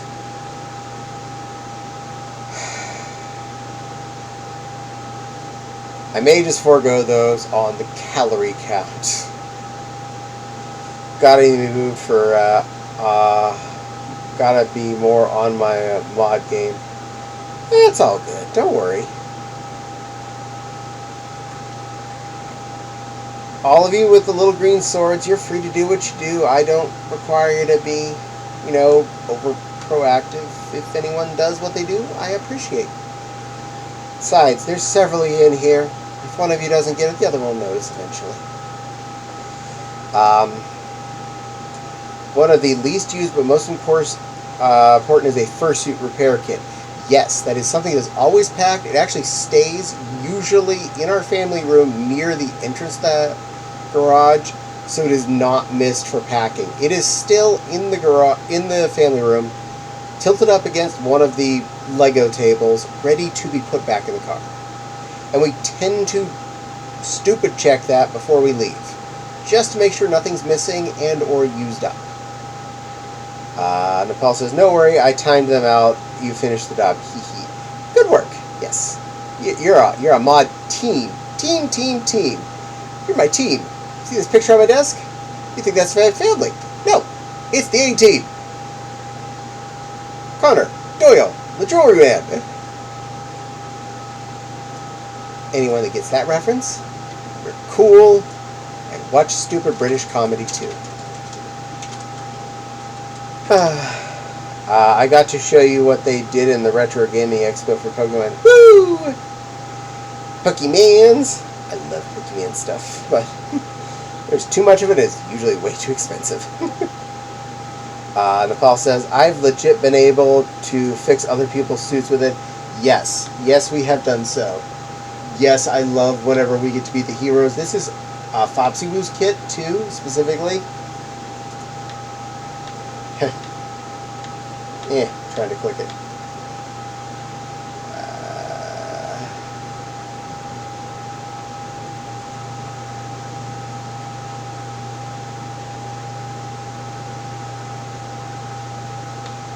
That is adorable, Denny. Thank you.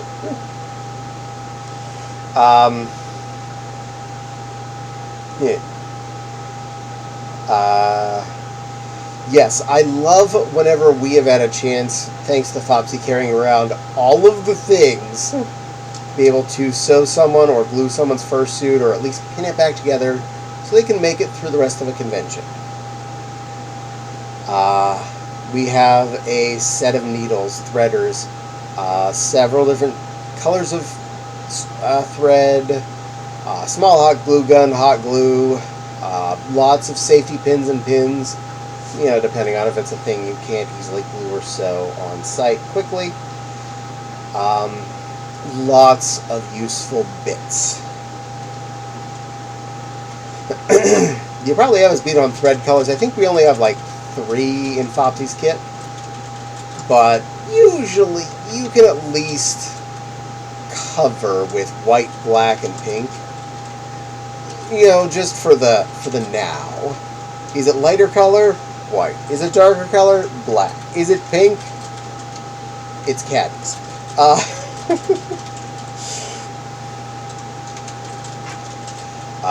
But yes, it is very good to do that. I'll take a pic of the kit this weekend. I'll post it to the Discord chat.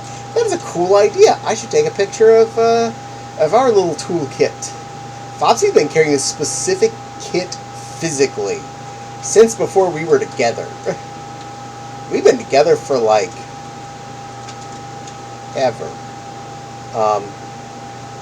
14 and a half years. I totally need to do partial suiting. It's a fun way to do it.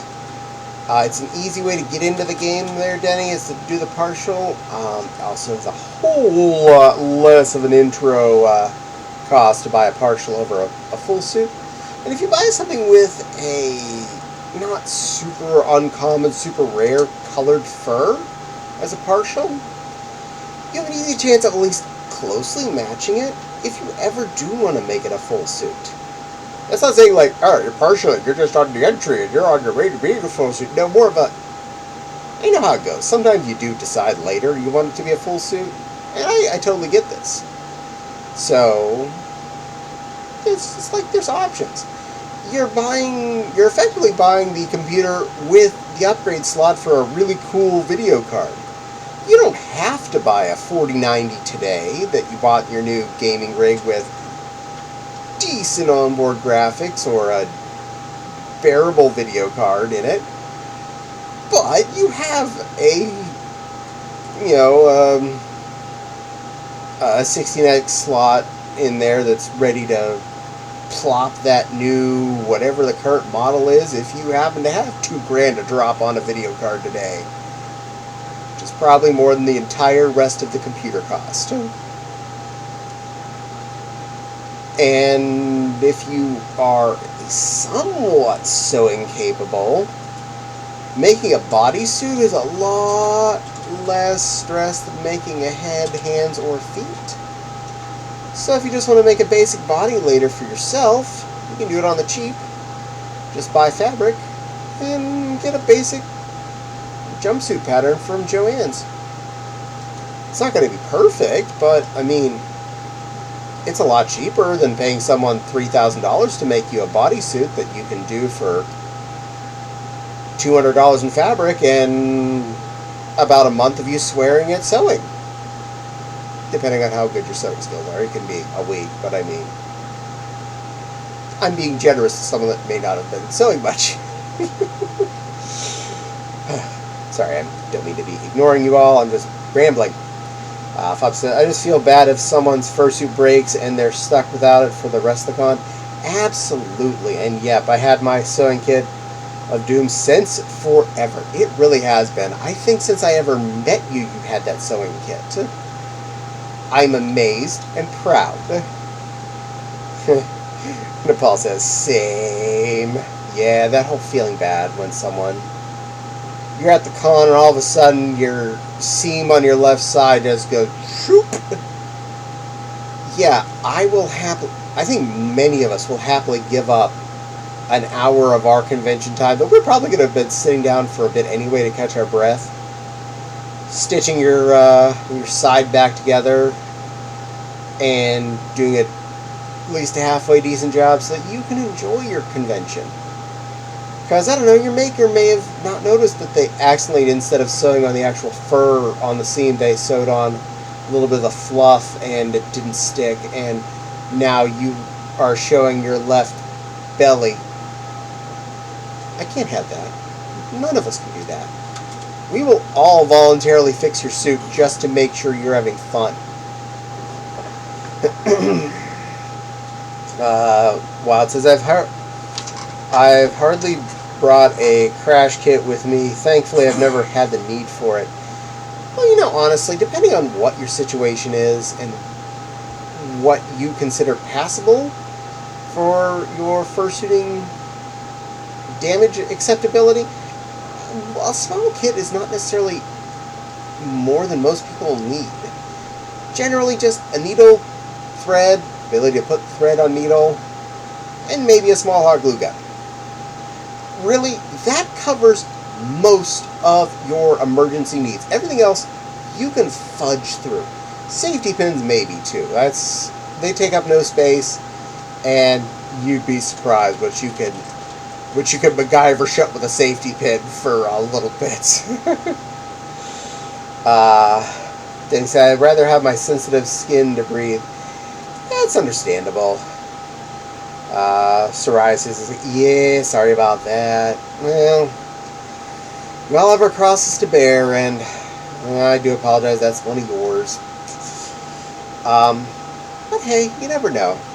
But a partial is fun. I have no problems with someone partially. I do it all the time. I know I get flack from a lot of my fellow full suiters that I still do it on purpose. But you know what? When I partial with a dress, I'm wearing pretty much the same amount, if not more, hardware that you are.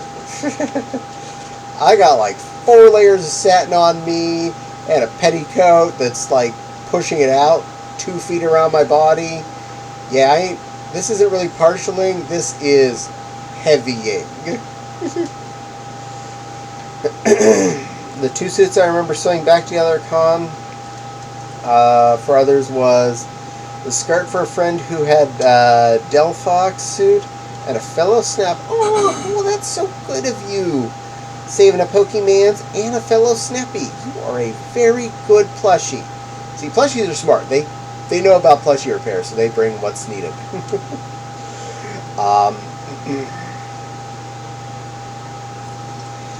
I have all the props for you there, Nepal. That is a very good boy or girl or whatever. It's a very good plushie. It's a very good plushie. Gender neutral plushie. I am going to trip over my words. Good. In general, Nepal is good. Yes. Good.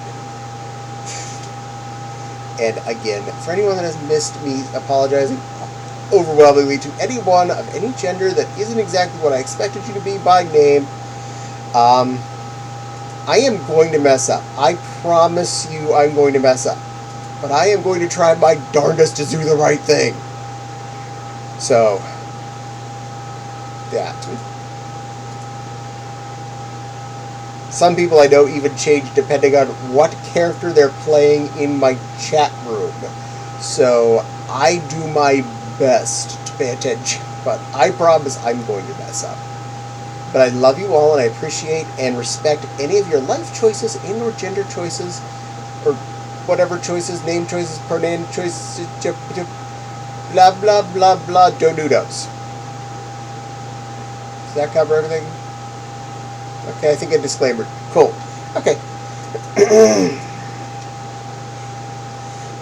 Denny says, I'm on Concentrix for psoriasis. Well, I hope it does a good job of keeping you skin happier. Yes. Nepal says, honestly, people who give others guff about partialing really need to go lay off and relax. I agree. As an old school suitor, the first few times I saw it, part of me wondered, at least, why did someone forget their long sleeve shirt? Because I saw arm and then paws, and I was like, you know what? At this point, it costs way too much to get a full suit, and a lot of people don't necessarily plan to be ready for buying a partial suit at a con, so they didn't necessarily bring long sleeves. And now they got this cool doggy fursuit that they want to wear that's a partial, a tail and hands and a head. And they want to do it. Do it. Wear that lemon brat. Be awesome. Maybe bring a long sleeve jacket next time you're at a con. A long sleeve shirt, something. You'd look better. I'm not going to say you're wrong for wearing it with short sleeves. If that's how you like to go, still, again, that is your rule. That is your option. I don't like to go poodling specifically, but I don't mind partialing. And I'm not going to down on anybody that is.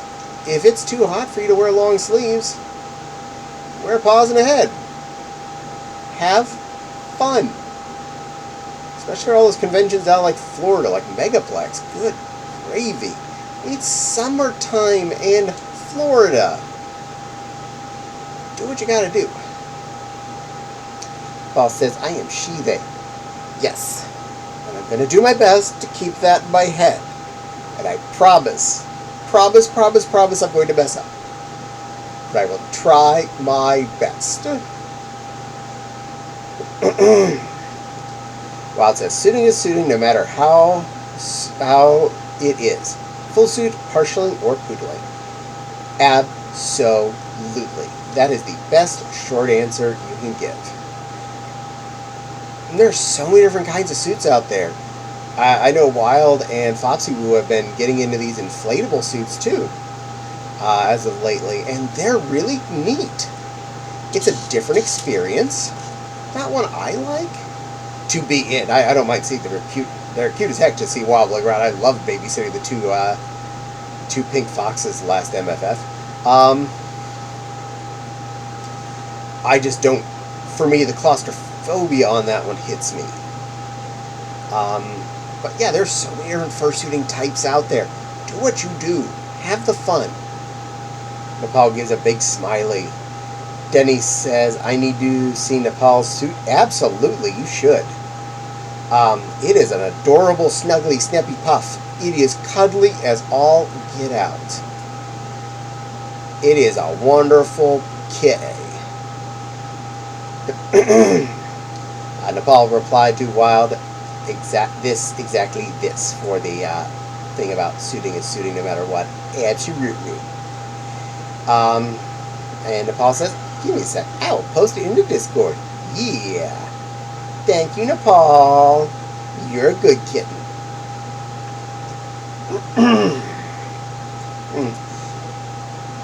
Then he says, my skin is clear, but some of the skin has red patches from the old plaques that were stubborn. Oh, I'm sorry. Well, hopefully everything is at least comfortable. Comfortable. That's the best description, the best wishfulness. Non-paid. I've never been someone that would judge another person for red splotches or anything on their body anywhere. I ain't pretty.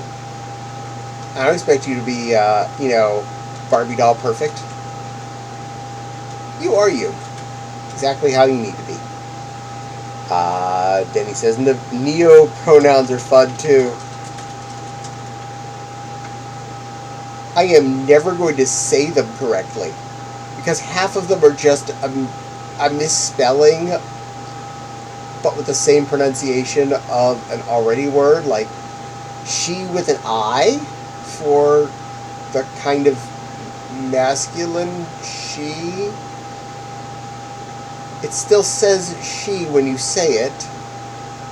So if I'm around someone, I say she to them in public, and that's what they like, I don't know I need to spell it she with an I when I post online. This is confusing. We should just change all pronouns to potato and not a potato. Denny, Nepal, Wild, you're all a potato. Done. Pronoun solved. And Nepal says, Denny, FA pic posted to the fancy dress area in Discord. Yay! Thank you. I love when people share their pretty stuff in there. I plan on sharing pictures of my sewing work in there tonight after I get off this.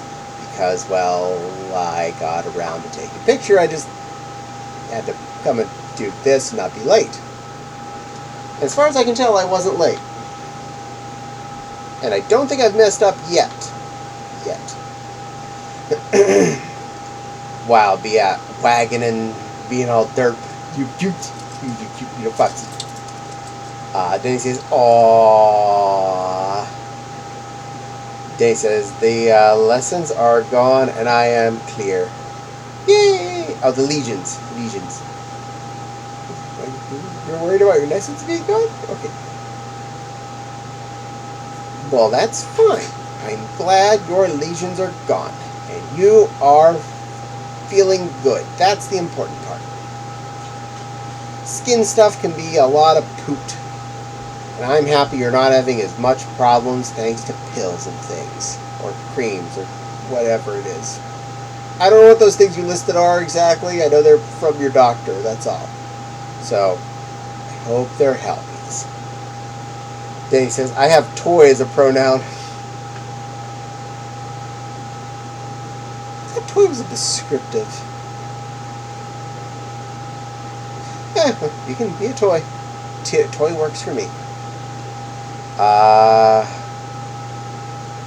Nepal says, you weren't late at all. You were perfectly on time. Yes, for once I was on time. I was looking at my clock and I was like, okay, I got things up. I had my camera set. I pulled up the thing and I was looked at the clock. 6:59 and I'm ready to 7 o'clock. Boop, boop. Ready. Done. And we were in the clear. Then he says, I take biologics by injection. Well, that's actually really convenient. To be honest, there are a lot of times where I would rather have taken a weekly injection than having to take pills on a daily basis. of a lot of things. I hate pills on a day-to-day. Even when I need them for something that, like, I'm in pain or something and I know, say, taking an ibuprofen is going to make me feel better, I still like, And usually prescription pills have one of those tastes. Like, doctors, we've invented sugar a long time ago and flavor. Can't you, like, candy coat these things? M&M's figure out how to do this. They have a candy shell that melts in your mouth and not in your hand. And I could take one of those like a pill. Give me an M&M shell on that erythromycin or whatever. It's stable and doesn't taste bad as I'm trying to swallow it before any of that flavor hits my tongue. And if it gets caught in my throat, it's not going to be yucky.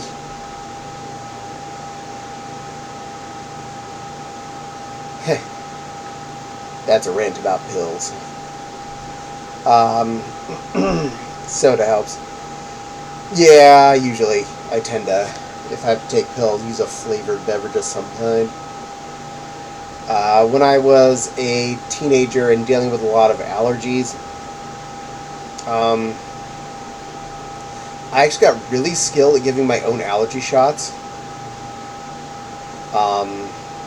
I was actually better at giving my own shots to me than my mother was. In fact, I gave her hers because I was also better at than she was, so I would do me and then I would do her. Because I got some skills.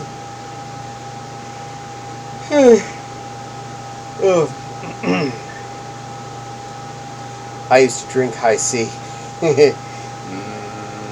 Sugar water with color. Those were the days. And I call those days like a couple of years ago.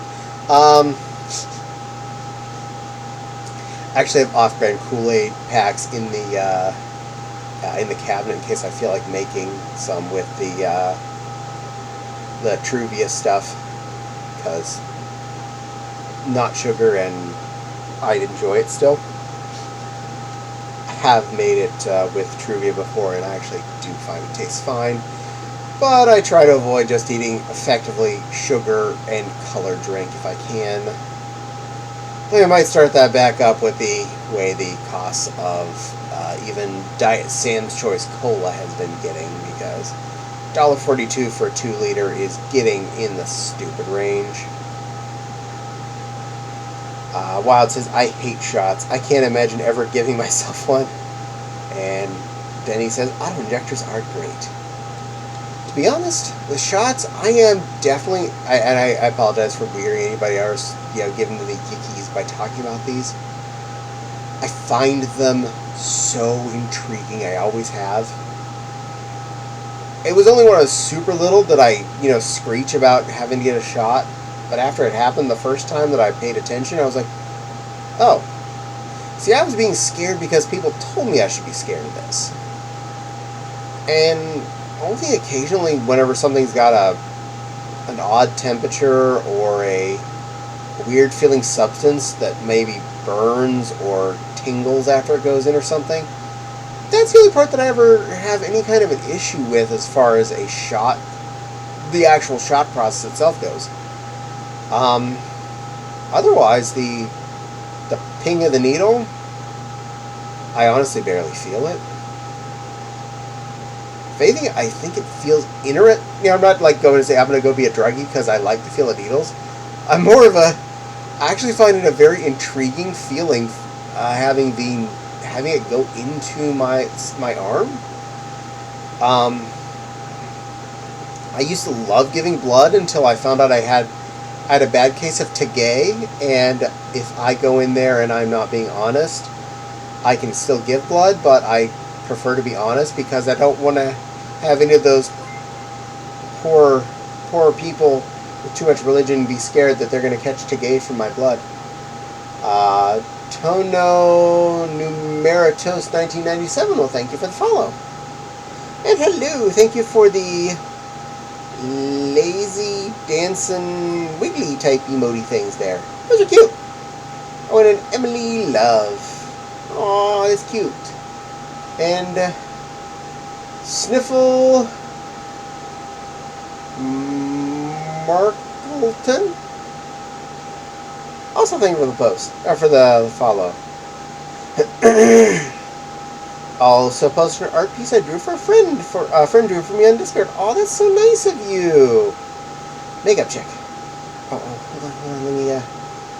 I apologize. That's normally for in fursuit, but I will do my best on that. Turn off chat.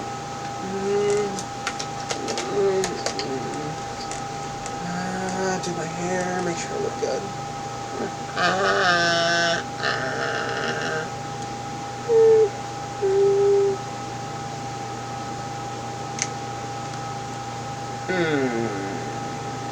Yes, that looks fine.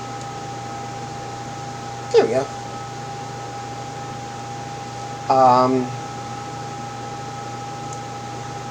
Supposed art piece. That is awesome. Thank you for posting that art there too, Nepal. I love when you guys share there. It makes good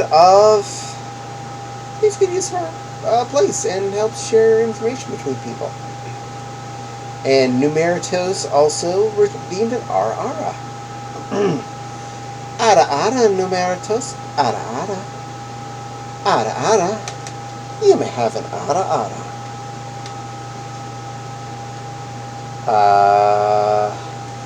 Sniffled up my glasses. No way. There we go. They occasionally wander into the wrong spot and start pinching my face. Ara. There you are. Did you check out that? I'm gonna go with answering this as I can. Mark says, you can call me Mark for shorts. And you're a hamster, or what is your character? It's a lion. Specifically a femboy lion. So, it is a boy lion that's fairly effeminate. And I got some more Emily Loves from Numeratos. Thank you. I'm getting a hydrate. I will do so on myself. Where exactly am I? There I am. Got it. There we are. Got my Anthracon water straight from Pittsburgh. Oh, that's good.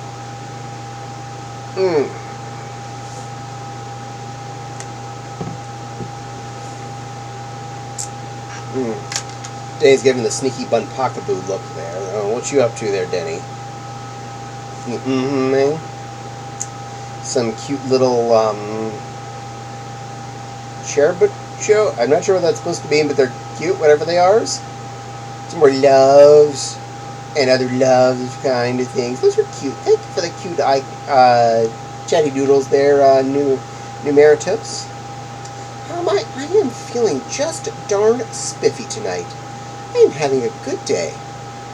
Today was a day off from work, so I blew a PTO day and skipped working Monday. Apparently skipped a meeting I heard about from Fopsy, and I'm okay with that, because I didn't want to be there anyway.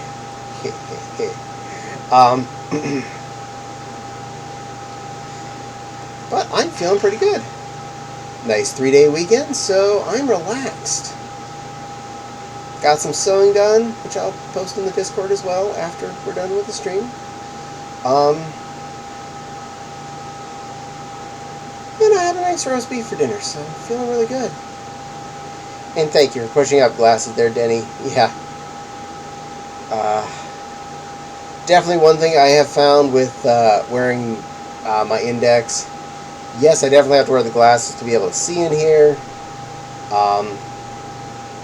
And the only glasses I found that really fit well are my old ones. They're like 2 pairs of glasses ago, because they're horizontally smaller. My prescription hasn't really changed by more than like a point each of the times I've gotten glasses over the last, since 2000-ish, when I moved away from my parents.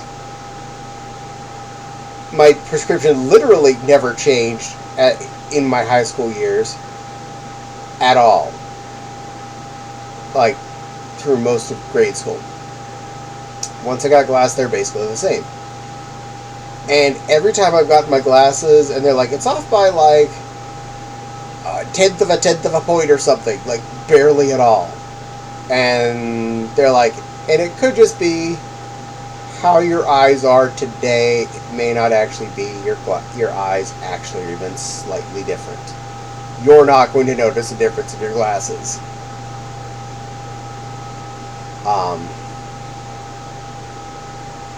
And so far, have not noticed a difference. In fact, I keep all my old glasses for emergency's sake. I have the previous pair, which unfortunately also is kind of wide too, so they can't fit in the index.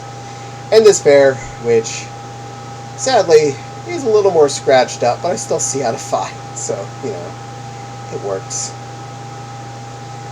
More little lovies from Numeritos. Thank you. Have I invested in prescription lenses for my index? I have not, but I'm due for getting my eyes checked sooner or later. Again, I mentioned they haven't really changed much in the last few years. Each time it was about 7 years between changes. I know I'm bad for going that long between the eyeglass checks. But I'm coming up on 6 years since my last one. And I know that because it was the year we bought the house in the fall, and because Fopsy wanted to make sure she had new contacts before having to go take the eye exam, which they both of us take when we changed our driver's licenses over to Indiana from Pennsylvania. Yes, we both passed without any problem, but I mean, it's just good to make sure we were both set. I already did it with my old glasses, but I did it sooner because not only did I have to get my license changed sooner, mine was due to expire sooner,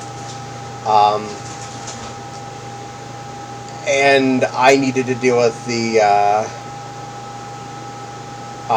car registration. First, I had to get my license changed over to Indiana. Then I had to get the car registration changed over to Indiana, which was a big hullabaloo in and of itself. It was a lot of effort. But we got things done, and that's the important part, and I now have everything in the right state within months of moving here.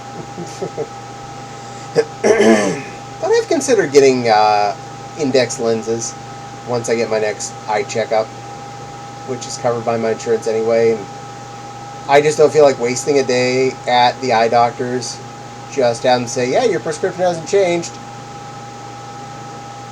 and you want some new glasses? Okay, it's this much for your new frames that are slightly more expensive than the free ones. Fine. They're going to last me 7 years. But yes, I would like to, once I get that done, potentially see about some index clinkies in there, just to make it easier on myself, and less things rubbing on my nose.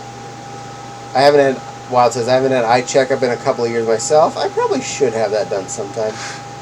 Doesn't hurt, as long as you have the time, and you have an eye doctor that, you know, has appointments, and takes your insurance and stuff.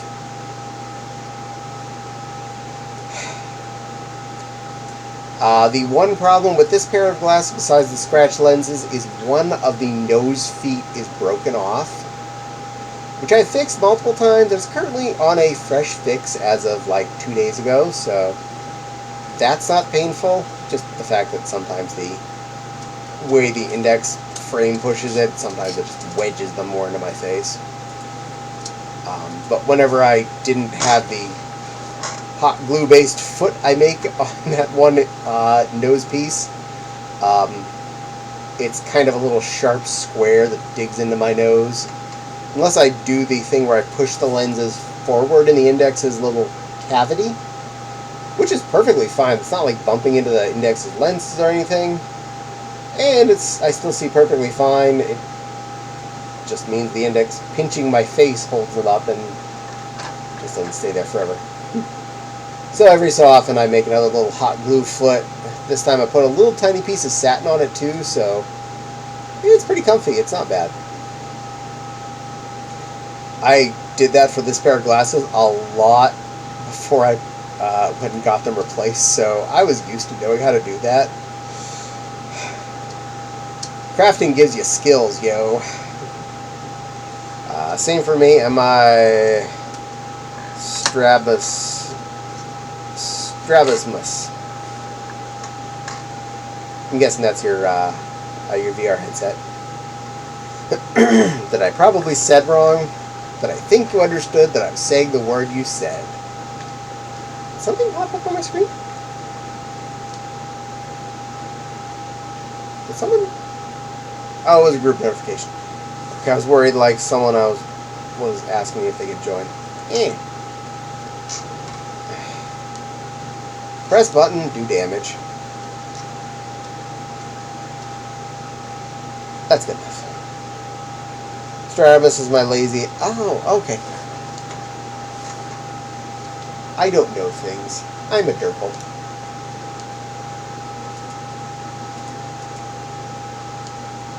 There we go. Oh, looks like I'm back in about where I want to be.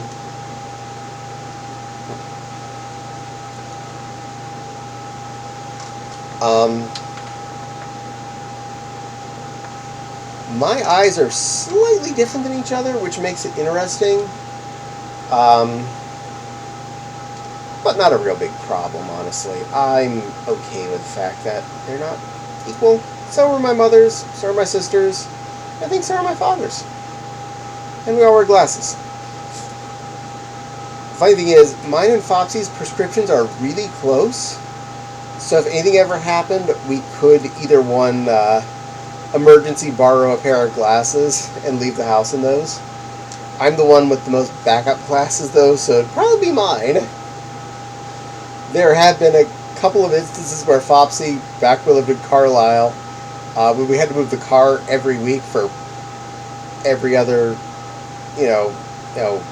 couple day street sweeping garbage. And it's like, oh, it's late at night, and he's like, I already took my eyes out, and I need to go move the car, and she steals my glasses, like, okay, I'll be right back. Like, okay, use my glasses, it's fine. It was safe enough. I mean, literally just driving the car around the empty block to park on the other side of the street so that we didn't get a, $10 ticket. It was stupid. Because, the majority of the time, street sweepers never came anyway, so I think it was just a way to make money, not a way to actually do something useful. Denny says, been born with it and might need to get a new prism lens. Well, I hope everything goes well with that, Denny. I have not had to live with one of those particular type of eye issues, but I understand they're not necessarily end of the world at least, so hopefully it's a tolerable existence as far as the eye situation goes. I know a lot of times the brain does correct for a lot of things. Like, most people don't realize we actually see upside down, and our brains correct for it. Like, you literally, everything you see normally is actually upside down from the way you think you see it, for how your eyes work. And your brain actually corrects it to being upright. Double vision sucked back in 2011. Ooh, I'm sorry.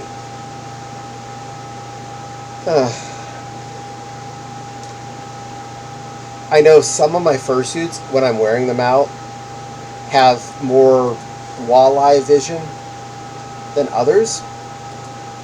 And I don't realize until I try and look at something up close in one of those fursuits that I can't see what's directly in front of my face, because the brain automatically was correcting for the fact that I had my two eyes pointing straight forward with a big dead zone in the middle. It's crazy what your brain does to fix things. Some suits it can't quite do that, like the Nick Wildhead, them eyes be parked. You're looking at the lefty or the righty, and that's what you're working with.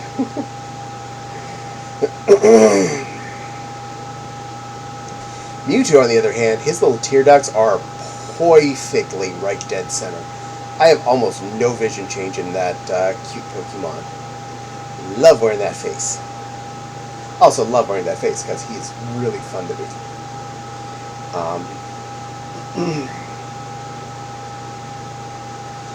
I have thought about getting contacts for fursuiting in. That's the end of that sentence.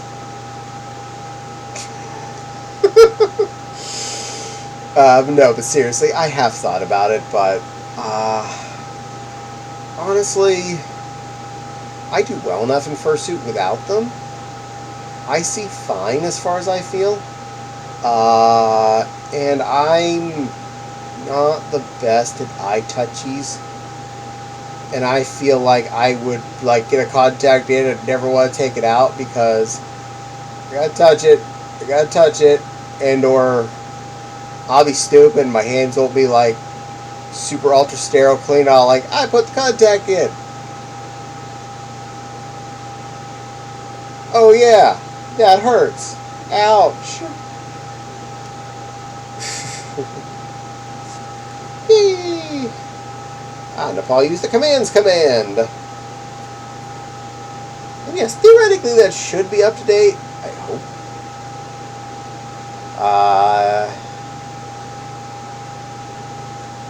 Denny did followage. Denny has been following me for 4 months, 6 days, and 3 hours. Thank you for all of the follow. I appreciate that.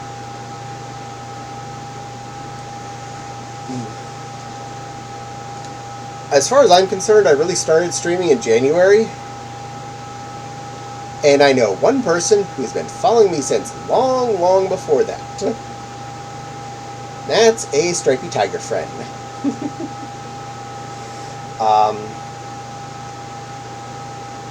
And Mindy has been following me since a long time. Before I even tried streaming before. I think it was like November or December last year when I had some PTO. I tried streaming the first time.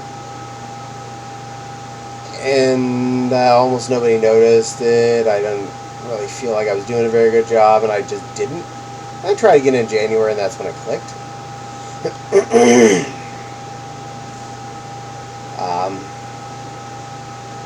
Jay says, I'm legit scared of contact lenses. They can fuse if not careful. Well, yes, most contacts you need to take out nightly anyway. So definitely don't forget to do that. Very important. Wild says, my eyes are only slightly blurry and I don't have my glasses on, so it's not too much of a disadvantage without it. And I want nothing to do with contacts. I don't want to touch that's me. That's me. Wow, that's right there is me. As far as my eyes being a little blurry, I'll be honest. If you're upwards of 10 feet away from me without my glasses on, fursuit or not, I cannot identify your face. I can identify there is a human body there with hair or no hair. Usually I can determine that much. Basic color of clothing. Basic guesstimate of clothing. And if it's a fursuit I'm seeing it, say, said 10 feet or more, I could probably guess the species. I can't guarantee that, at 2 feet with glasses, mind you, but generally I can do a good enough job of getting around. Granted, I've had bad vision forever. They found out I needed glasses back in like 2nd grade, so, and I was never the kind of person who wanted to put the glasses by my bedside because I flail. So I've always left my glasses on the dresser, not next to my bed, since I was a little kid. I would go to the bathroom in the middle of the night without putting them on. I would do a lot of things without putting on my glasses. So I'm used to basic function without my glasses. I ain't going to drive my car without glasses. not stupid. I probably could, but I don't think that's safe.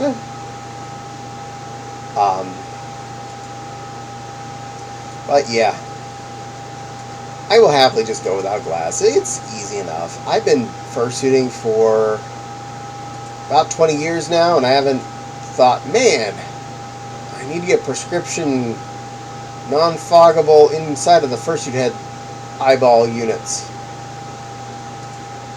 I just thought, yeah, it was a deal. Then he says, I seen some show that shown someone who was working with mixing chemicals and the fumes melted the contacts. Ugh. Yeah, I'm not going to want to have that problem. But I don't work with too many weird chemicals that might make fumes that would cause my eyes to fuse. Fortunately, I'm not a chemistry person. I'm a sit-at a computer person.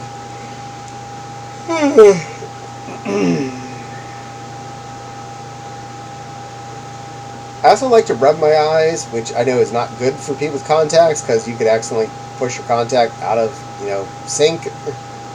I've had to help Flopsy fight the contact in the eye more than a few times. Which is a fun game, and I'm glad I was there to help.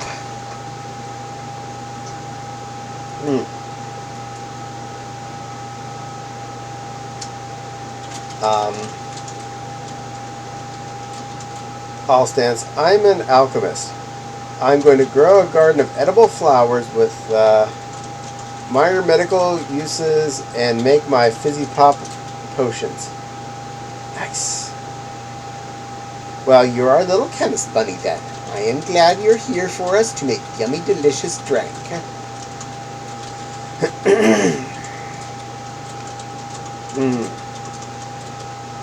Yum.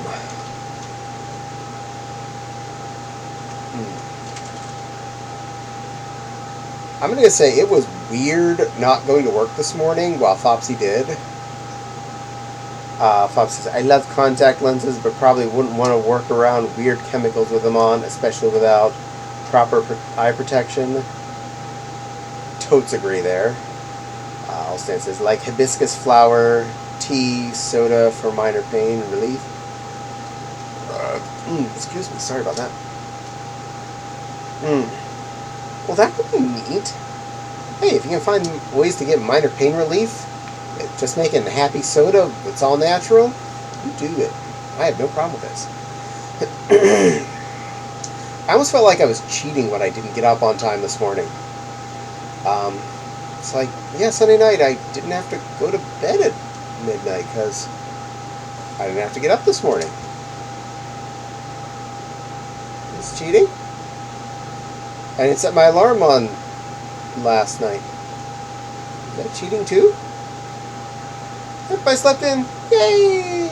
It was nice. I woke up a little after 10 and got the roast in the pot, in the crock pot, along with copious amounts of carrots, potatoes, a small amount of onions, and celery. I forgot to put mushrooms in. That's what I did. I'm sorry, Flopsy. I forgot the mushrooms. I'm a dork. That's an easy Caddie loves it thing, and I left it out. What is wrong with me? What is wrong with me?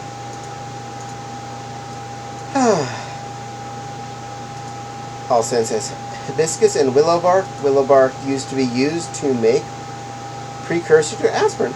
Huh. Wasn't that neat? Yeah, give me some aspirin soda. With a nice flavor of hibiscus. Squats. I yawned and you give me squats. Kittens. Alright. I'm not going to lazy on this. I'm just going to do it. Enjoy the view of my belly. I'm also not moving the camera. 1, 2, 3, 4, 5, 6, 7, 8, 9, 10.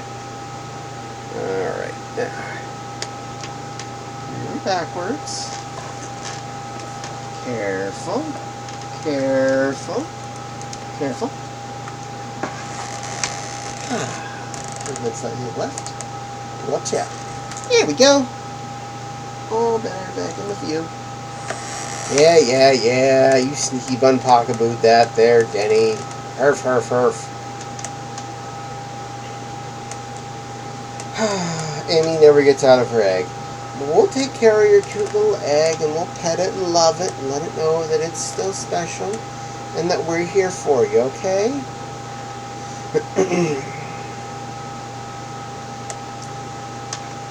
I know losing people sucks. Trust me, I've lost a lot of important people in my life. But remember, the rest of us that are still here for you are still here for you. And take the time to enjoy everyone's presence. And remember, we're all here to help. Best way to look at it. Nepal and Denny both hugged Emmy. Thank you. Emmy says, are you doing VR chat on stream or through the VR headset?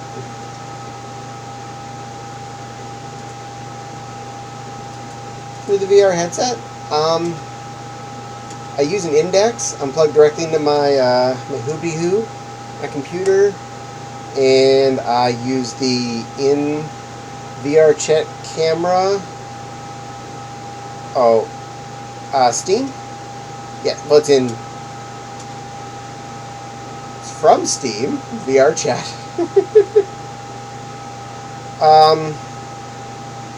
So yes, from Steam. You have a Quest. Well, that'll be different than me then. You have the option of going both ways. Index is, well, basically a modern speaker is plugged into the computer, so it's through Steam. Denny says, I got the Isabel plush yesterday. Woot! Isabel! I like Isabel, she's cute.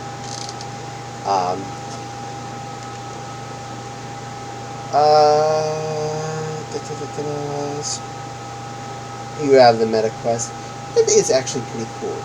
I could always end up at a Quest-friendly world to meet you. I'm okay with that.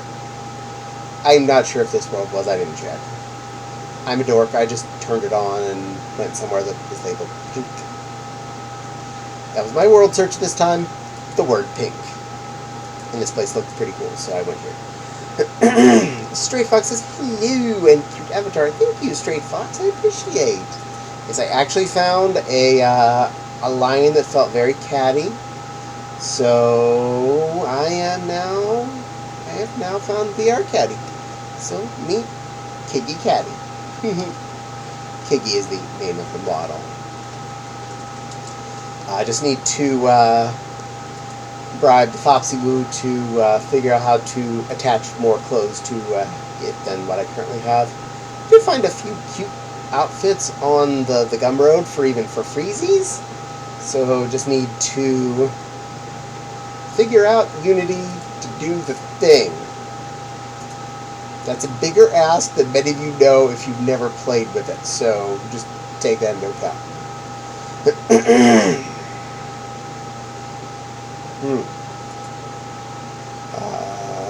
Let's see, where I was.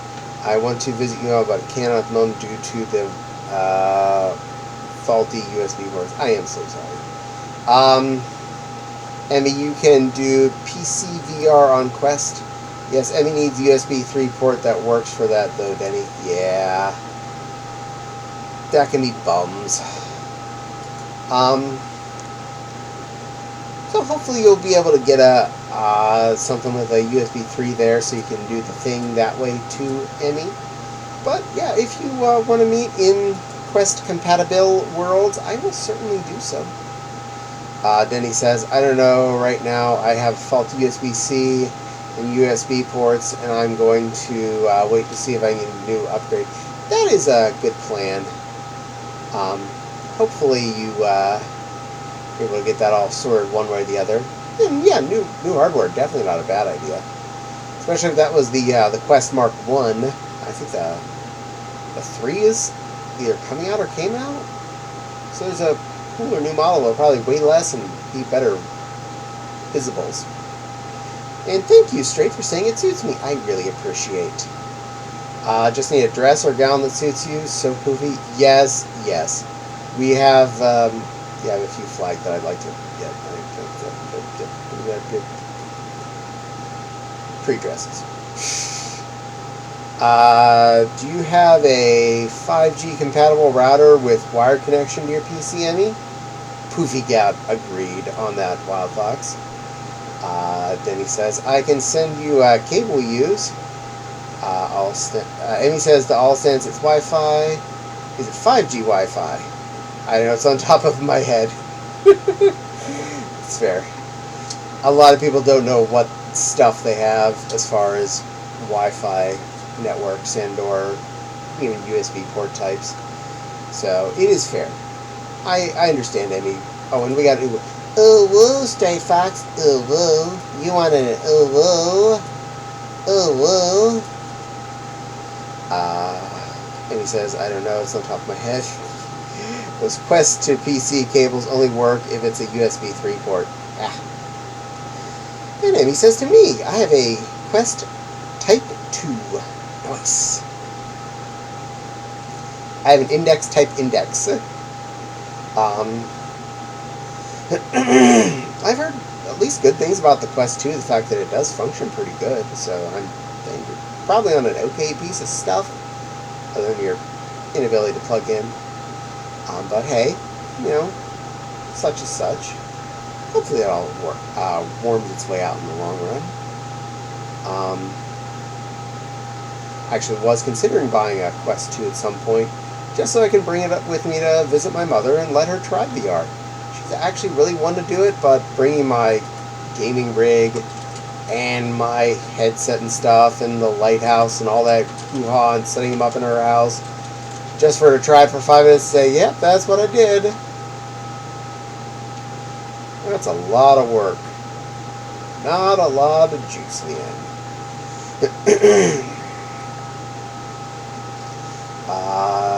Alston says, otherwise the data transfer rate is too slow to work.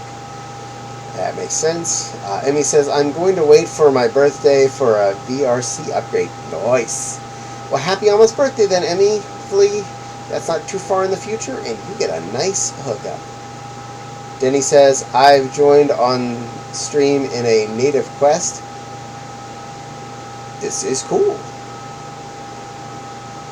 Hopefully we looked halfway decent, because I don't know if we were wearing Quest-compatible avatars at the time, but hopefully it looked good enough. Emmy says, this little owl wants her Twitch fam and snuggling and stuffings and the stuffings out of the bun like you, Allstance. Yay! Yep, Allstance is a good snuggler. This is a verifiable fact. Also, I am a good snuggler, as far as I've been told. Denny says, plus you need a good Ethernet for the air link. Oi. Since I'm going to have to head out, though, I have a date tonight. I say I have a date every night. I do have a date every night. I'm very busy, but have a good date there, little bun. Give them some snuggles for all of us. Let them know that we all said hi. Give them good cuddles. Denny says, have a great date night, Allstans. Yes, absolutely, I agree. Emmy says, knows next thing for VR to PC stuff. This is 110% fair. You know, the only reason I know a lot of the stuff I know about this, it's not because I wanted to learn about VR stuff. It's because I'm a computer person. I built my computer. I know what my specs are. I know what my hardware parts are. I know what my video card is. I know what ports I have here and there. I know what my power supply is and when I'm going to be hitting the limits of that. So,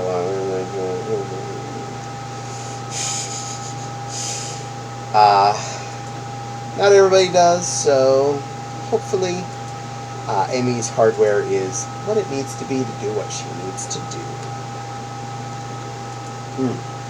Straight says, I upgraded my PC so I could play the new Armored Core game and future-proof myself. Been working on some stuff. Honestly, I'm feeling you there, Straighty. Our plan, knock on wood, if everything's going well next spring, is to remake our gaming rigs, everything but the video cards, basically, and possibly some migrated hard drives. So actually thinking about migrating most of the main data storage onto new hard drives before then, just because some of our hard drives are aging at this point, and I can more easily just get solid state SATA drives to outdo all of the remaining spinning disk ones for not too much money. And that part is then upgraded and recycled, and then when I make the new computer, it'll have M.2 boot drives. So, this spring, knock on wood. Amy says, next year on the 27th of January. I share the same birthday month as her. Aww, that's so cute. You hatched the same day he Hopkins. Something like that. Not to bother, but what are the beans and check makeup? Makeup check normally is only a thing for when I'm in fursuit, so that'll be something for Wednesday stream. And beans means I show you my foot beans.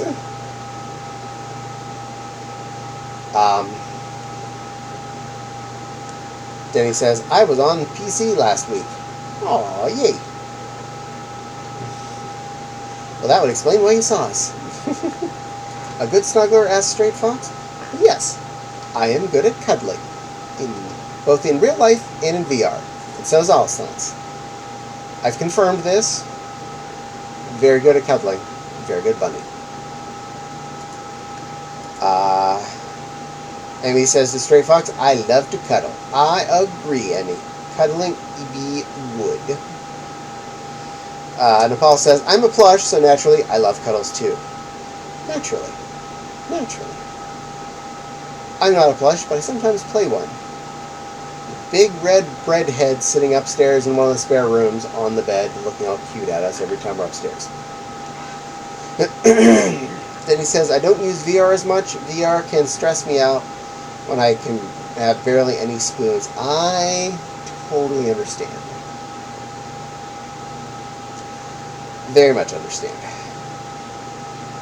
Then again, I wasted money on a full body setup, which you can see how much I normally am using. I am sitting on a chair because I'm lazy. Denny said, oh yes, I just read that. How's it? Not to bother, but Beans makes Caddie show off the toe beans.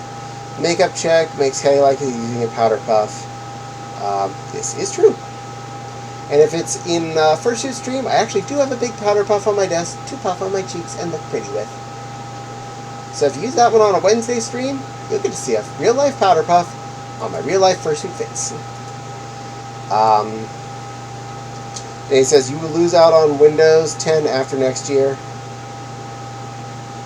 I really, really am hoping they don't just, like, stop supporting Windows 10 in general, just because we have computers in this house that can't upgrade. And it works fine. But I'm okay with installing Windows 11 on the new critters. I don't care. I'm good with this. They're gaming rigs. They're gonna have enough power to do what we need. We're already running on 32 gigabytes of RAM, and I will probably go with 64 when I make the new critters, just because F it. And I have a makeup check. I'll do my best. I promise I'm not the best with this in VR, but we will do a makeup check. Let's see. Check here.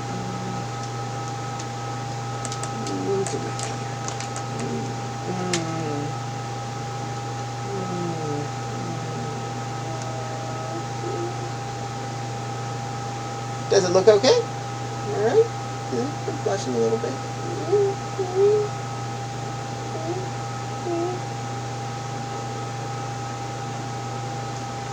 Anyway. Boop. Makeup be checked. chat being moved back over to where I want it. Emmy says, well, time for the Switch and the new Mortal Kombat Uno. Have fun, Emmy. Combat all those mortals. I think I have a copy of Mortal Kombat. The original one. Denny says, okay, later, Amy. It was good seeing you here in chat. It was good seeing you in chat. You're a good little hooter hoot. Or, poured. Or puffin. Whatever you feel like being. Whatever kind of tweet you'd feel like being. Denny says, it's going to be unsupported. Well, it's not like they're going to make it not work all of a sudden, so... Well, the computer I record full suit videos on ain't getting updates anytime soon then. But remember when Windows 10 came out and they mentioned that they're not going to make new versions of Windows, they're just going to stick with this? Microsoft lied. Story over. Paul says they won't likely stop supporting Windows 10, they just won't ship systems with Windows 11. I'm hoping that's the better case, because, I mean, I think they still put out updates for Windows 8. So why would they stop putting out updates for Windows 10? They finally stopped on Windows 7 and XP unless you pay them a lot of money. And Nepal's asking Denny, is that truth?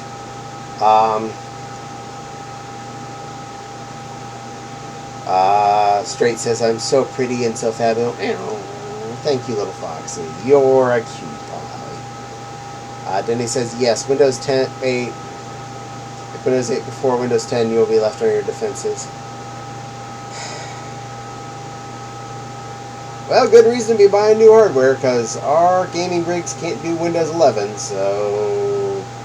But I think we got our processors like one generation before the official permitted generation to get Windows 11. I mean, our hardware should be up to date. I have stuff in this house that is way lower powered than what we game on here. We have i7s. We have 32 gigs of RAM. We're currently using SATA solid-state boot drives. We're using 3080s for foofing's sake. We have good hardware.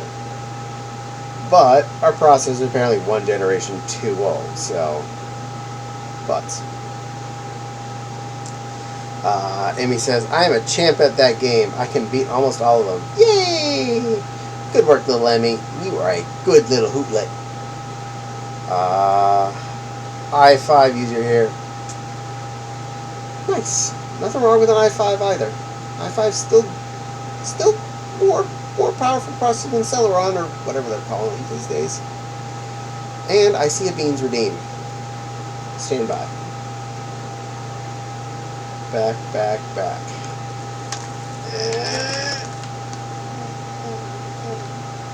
Beans. Beans.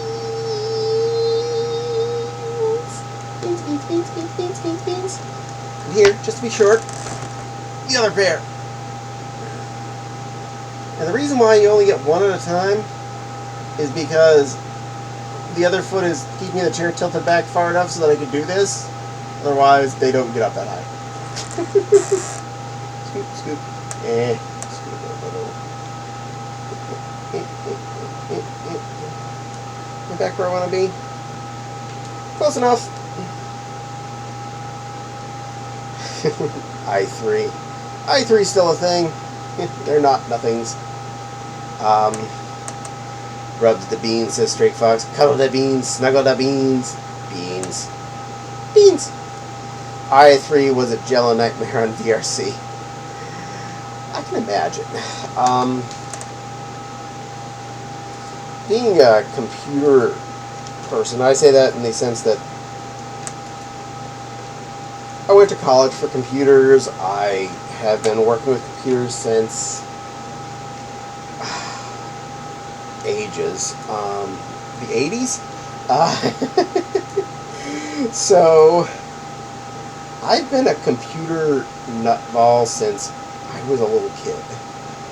Um, and I've been building computers since I was 12.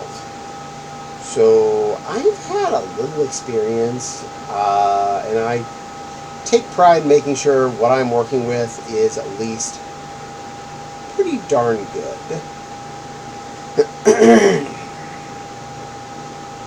Straight Fox says, snuggle the caddy, cuddle the caddy. Yay! I like snuggles and cuddles. Snuggles and cuddles, yay! Diddy says, you try turning it off and on again? That's IT crew. Yes. i5 8th gen there. Nice. I forget what the number on our generation our processor is. i5 10th gen. Nice. All I remember is an i7 that I bought like 5 years ago. And it's in our computers. And it goes zoom real good. Lots of zoom. I bought it like 5 years ago. I can't remember everything. I even considered buying just a newer processor that fit our same sockets, just so we'd be able to Windows 11. And I was like, you know what? At that point, I'm done. I'm done with this computer, and I build a new one. That's usually what it comes down to. I buy hardware with the processor that I'm probably going to end in, but probably not the video card I'll end in.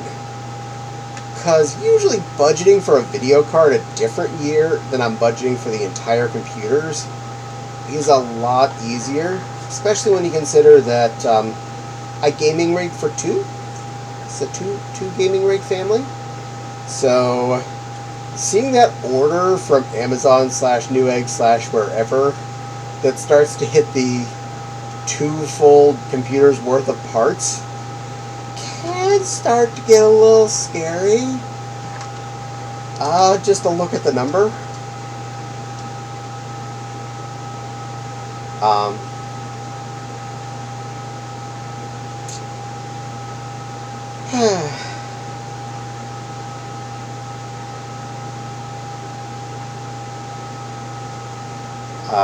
7 years ago is Stone Age now. Yeah. But if you're not gaming on it, if all you do is web browse on it, it's not as big a deal. Like, say my couch browser or my bed browser, they're not that swift. They're just laptops that go and I can browse the internet with.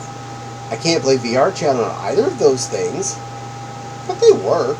They do what I ask them to do. Play YouTube videos and browse the internet. And occasionally use one of our many streaming services. And whatnot. 5 years ago, it would be roughly 8th gen. Sounds about right.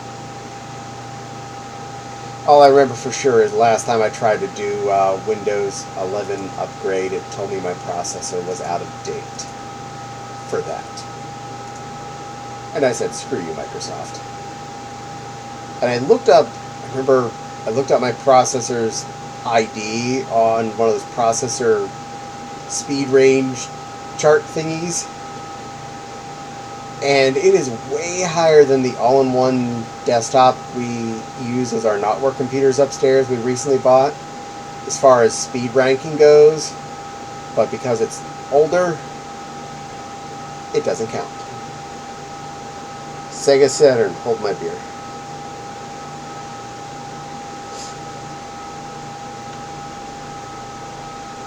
I have an Atari 2600. I own Pac-Man on it. And Donkey Kong. I'll take that beer.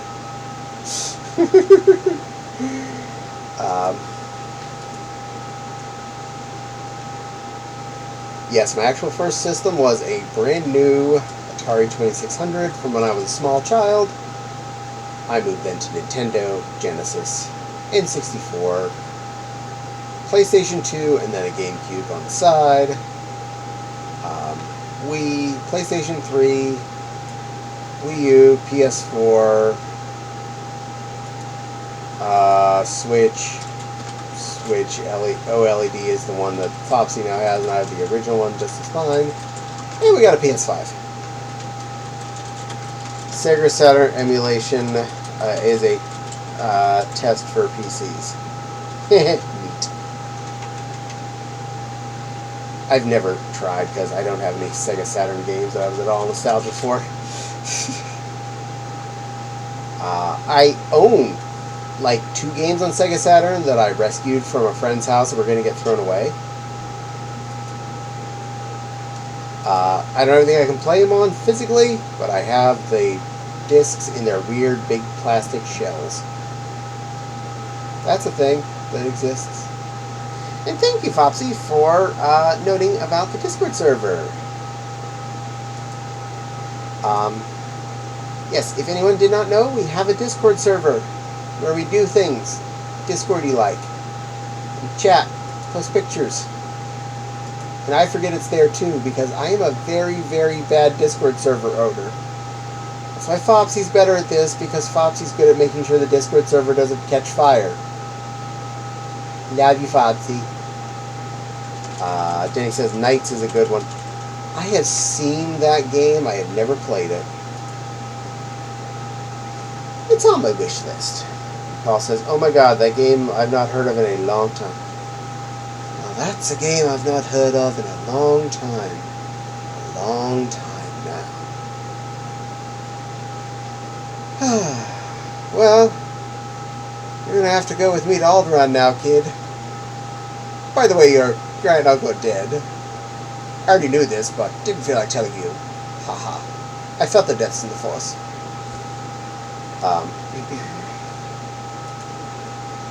This should be made into a command. It should be. But I'm bad at this. I haven't made commands on the thingy that I should. Again, I'm bad at this. Then he says, oh, and the audio warning on the Saturn games have the same warning as in the Sega CD. Oh, well, that's neat. Sega CD I definitely played as a kid some because my cousin Jeff got a Sega CD. Fox says, yep, I know, but lives are lazy. I am. I do a lot of stuff outside of my streams, including work and sewing and drawing. And I am bad at getting around to doing a lot of the extra stuff. You can't make it.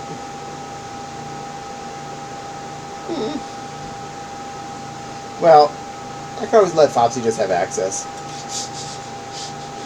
Fopsy, here's my desk, do things.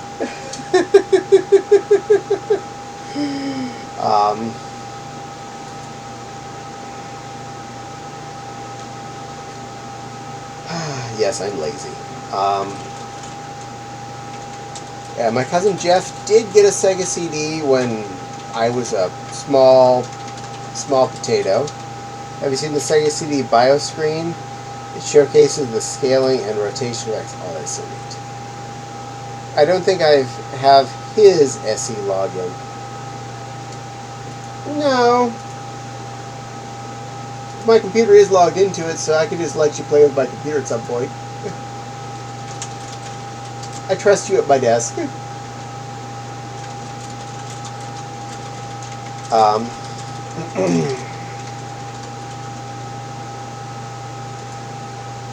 Sadly, that's fine, but lions are still lazy. Yes, yes we are.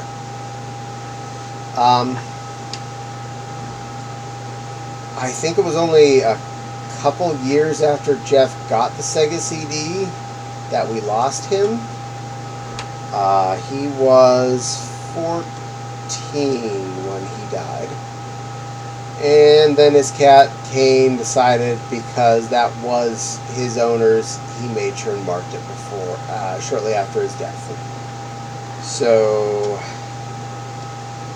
that's gone.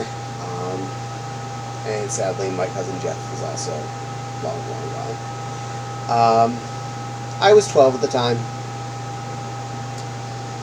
So, butts. Sorry, I didn't mean to be a downer. Yeah, that makes sense. Two lions being lazy. This is true, Nepal. I am lazy. Then he says, I will send you the 1.0 versions of the animation. Neat. I like stuff.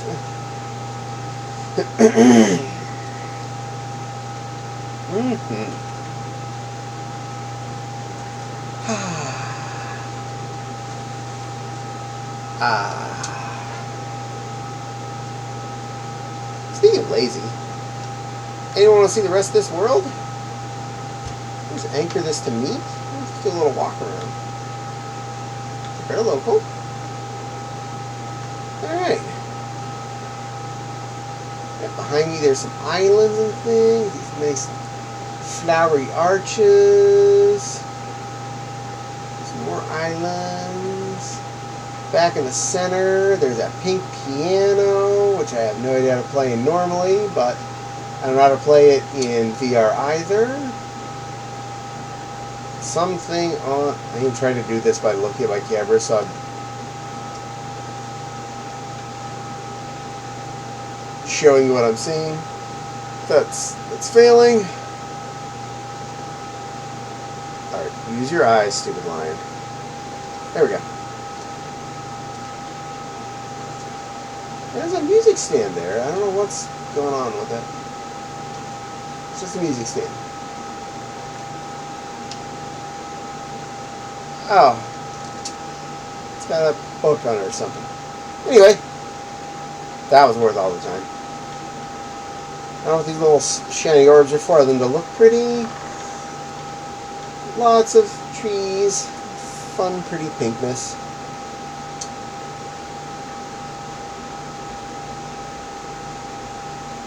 Here, doing this safely by walking forward. Lots of nice greenery. I swear that bench looks like it's floating more than sitting on the surface from my angle. But I think that's just the clear floor. I think you come in from this thing, one of these two archway sets. I thought it made a good backdrop.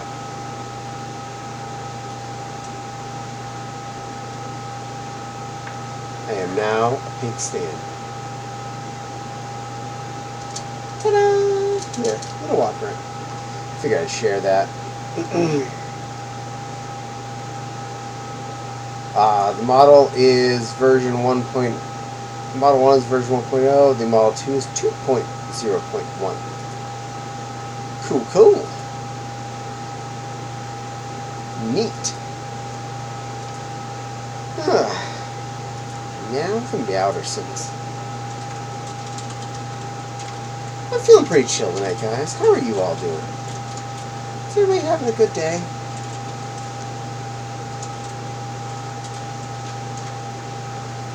I mean, I sat most of my day and sewed while watching other people stream and watching things on the YouTube. So I'm just relaxed. Popsy Roo said, I consider joining VR, but it's getting late for you now. Yeah, we were getting near the end of Caddie VR tonight. But that's a thing. I do like when you join me, but it's never a requirement. And hey, I joined you on Friday, and that was fun. So, we share and share alike. Wow, since my day's been decent. My day's been decent. Nepal says, been busy but productive day. You know, that's also good. Sometimes it's okay to be busy, as long as you feel productive about it. Denny says, painful neck, trying not to get dizzy. Ugh. Hopefully you feel okay. Get some rest, drink water. You'd be surprised how many pains can be partially fixed by water. I can't tell you how many times I was stiff or sore and I drank water and felt better. But also, if available, any pills that might assist you with said pain also, as long as it's within your prescription permissions and or okay to take. Yum yum pills. Or as ibuprofen, as I call them, adult candy. Denny says hyperfixations suck. They can. But that's why I started sewing Saturday night and spent almost all of Sunday and most of today sewing the same project that was kind of silly, nearly pointless. It's probably not going to get cold enough for me to even want to wear it even once this winter. But I made it! Foxy says, you did. Thank you. Sorry I was a bit chaotic. I'll do. You were just fine there, my Foxy Foof. I actually had a good time on your stream when you were VR chatting. I hope we do that again. Fox says, yep, rest and hydrate where you can, please. Important to take care of yourself. One definite neck pain thing that I often forget and resist to do is even just fluffing the pillow or flipping it over once and letting it do its own job of reforming itself. I'm like, oh, it doesn't hurt to sleep now that I flipped my pillow and it floofed back up again. Who would have thought? Also, buying new pillows when they go flat, because then my shoulder is not digging into my side as I'm, laying on my side. Take care of yourself, kids. Even the little things you don't think about, like having adequate quality pillows. It sounds dumb. It sounds like something you should only have to buy once every decade or so, but honestly, I found replacing them every, year-ish for me has been about what I've needed to do. I often have bought the replacement pillow long before I'm ready to change, just because we have a big enough house I can store a fresh pillow in a bag still. Pops says, just like with plushies. Got to fluff them sometimes so they stay cuddly. That's right. We do occasionally need to fluff the paw. She does get a little flattened when I snuggle her too much. But if I foof her up a little, she becomes a big fluffy snow kitten again, and I get to enjoy. Bob says, yes, this includes Nepal plush, of course. Yay, and Nepal blushes. As she should be. Good place. Meow. One thing we did get for our bed, I've mentioned it before, was I got a 3-inch memory foam topper for it. Our mattress is now, since we bought it just after moving into this place, 6 years old. I've looked into it and found out that you should probably replace your mattress about every 7 years. This mattress started to feel like it about at 4 years to me, and Fopsy thought it sooner than that. And I feel like I got railroaded into buy it by the lady at the furniture store. I shouldn't have. That was my mistake.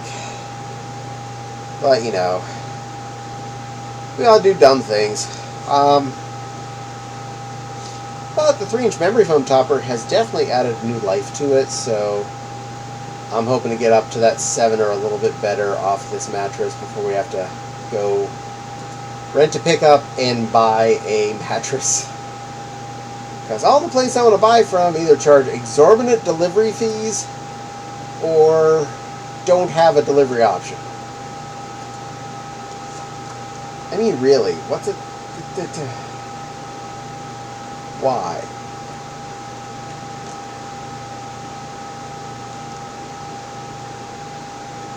Oh, a fun bed-related story. A couple years into living in this place, we decided to change out the bed in one of our spare rooms. The smallish room, for those of you in the semi know.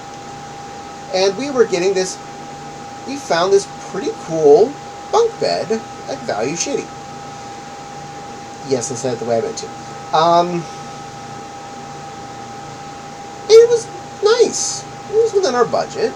It fit the room physically, and it had some storage space in it. It was a nice wood construct. It had a twin on top and a full on the bottom. The full kind of sticking out like a tongue with the twin sideways on top. And yeah, we busted up and ordered that. And this time, I don't feel like I was railroaded into buying a mattress. Same location, by the way, that railroaded me to buying the one.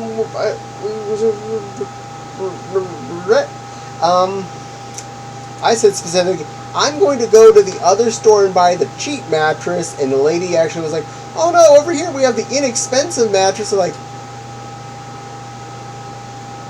Biznitch, these are as comfy as the one that we paid too much money for 3 years ago.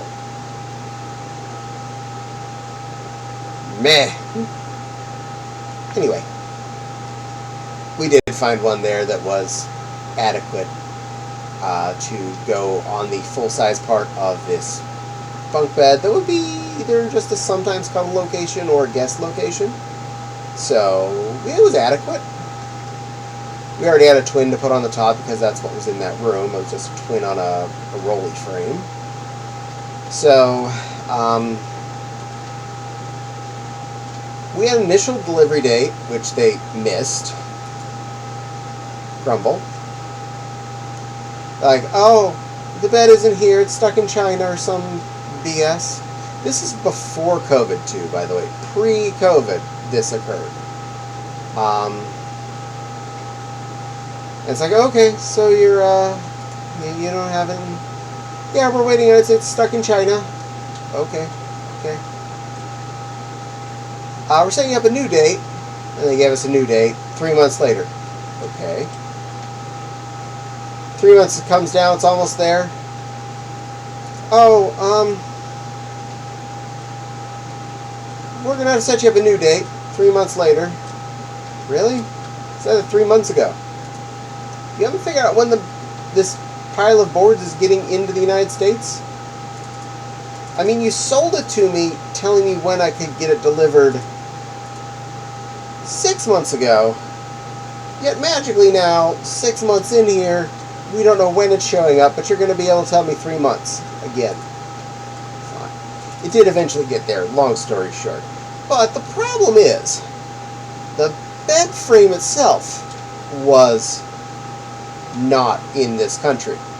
The mattress, on the other hand, apparently that was in the country. After I'd gotten the information that, oh, your delivery's being delayed, or you're scheduling it for 3 months out, fine. Then a week before the initial date showed up for realsies, I got a phone call saying, your delivery's coming on this day. I said, you told me it wasn't coming. Yeah, your delivery. Okay, what else in the delivery? A mattress. I politely told the person on the phone, I ordered a bed frame and a mattress to put on the bed frame. I don't have a space to just stick a full-size mattress until you decide to bring me a bed frame. Oh, yeah, there's going to be a second charge if we deliver this today, and the two things in two parts. Like, why are you doing that? You're making this more expensive and harder for me. Just deliver the stupid mattress when you deliver the bed. You're like, oh, yeah, we could do that. We just thought you might want the mattress early. To do what with? Stare at it and pretend like it's a bed? Value City has some issues. Serious issues. In fact, I think I still have a $100 gift card for there because of the kerfuffle that was caused by this bed order. So I need to go there and spend $100 on something stupid, like a end table or a chair or some throw pillows. That'd be actually kind of fun. Maybe I should go there and just browse for something stupid. Future me thought. Got that. Put a pin in it. We'll put a pin in that. Yeah. That's future me problem. Ooh, throw pillows and soft fuzzy blanket. It's not like I don't have a lot of soft fuzzy blankets or fur throw pillows in this house. I mean, if you're ever seeing my non-VR chat streams, you could definitely see a lot of those in the background that we store in this room. That does not include what's in the living room, any of the bedrooms, or anywhere else in the house. You can always have more. Yes. Yes. And I think Fopsy pouts at me just a little every time I come up from Target with some additional fluffy pillows. That way you don't have to turn the heat up as much in the winter. That's true. But just pile Fopsy under a fluffy blanket and pillow fort. Problem solved. Problem solved. That's also what comfy kikus are for. And other warm apparel that I generate.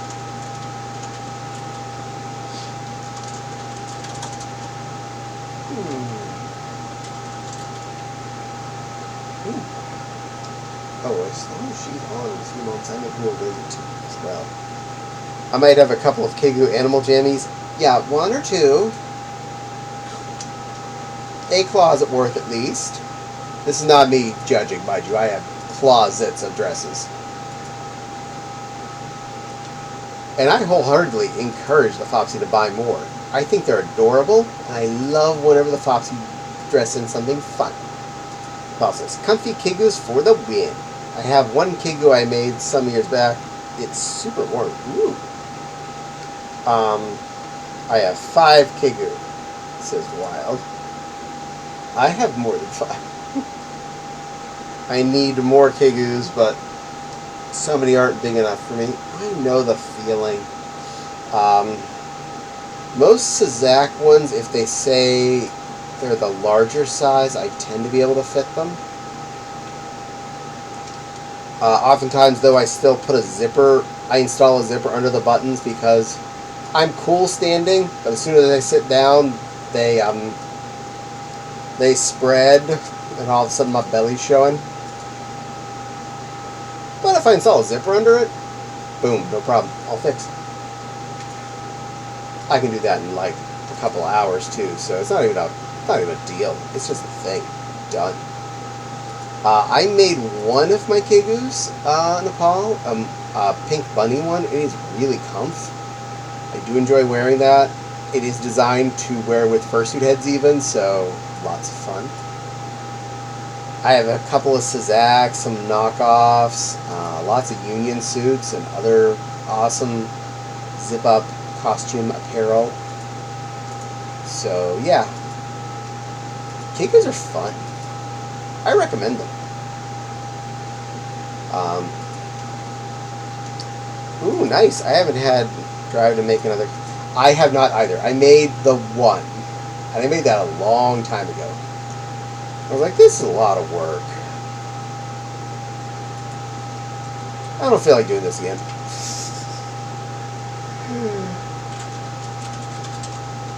I know.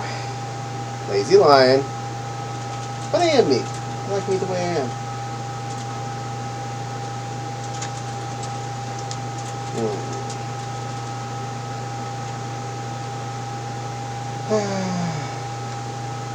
But it is after 10. I do need to, I'm feeling the ramen. I'm feeling the ramen moment. So I'm going to get out there and boil some water. But before I do that, I'm going to send all you cutie pies off somewhere. I'm not going to forget to turn off my recording. I have someone in mind. Take the thing.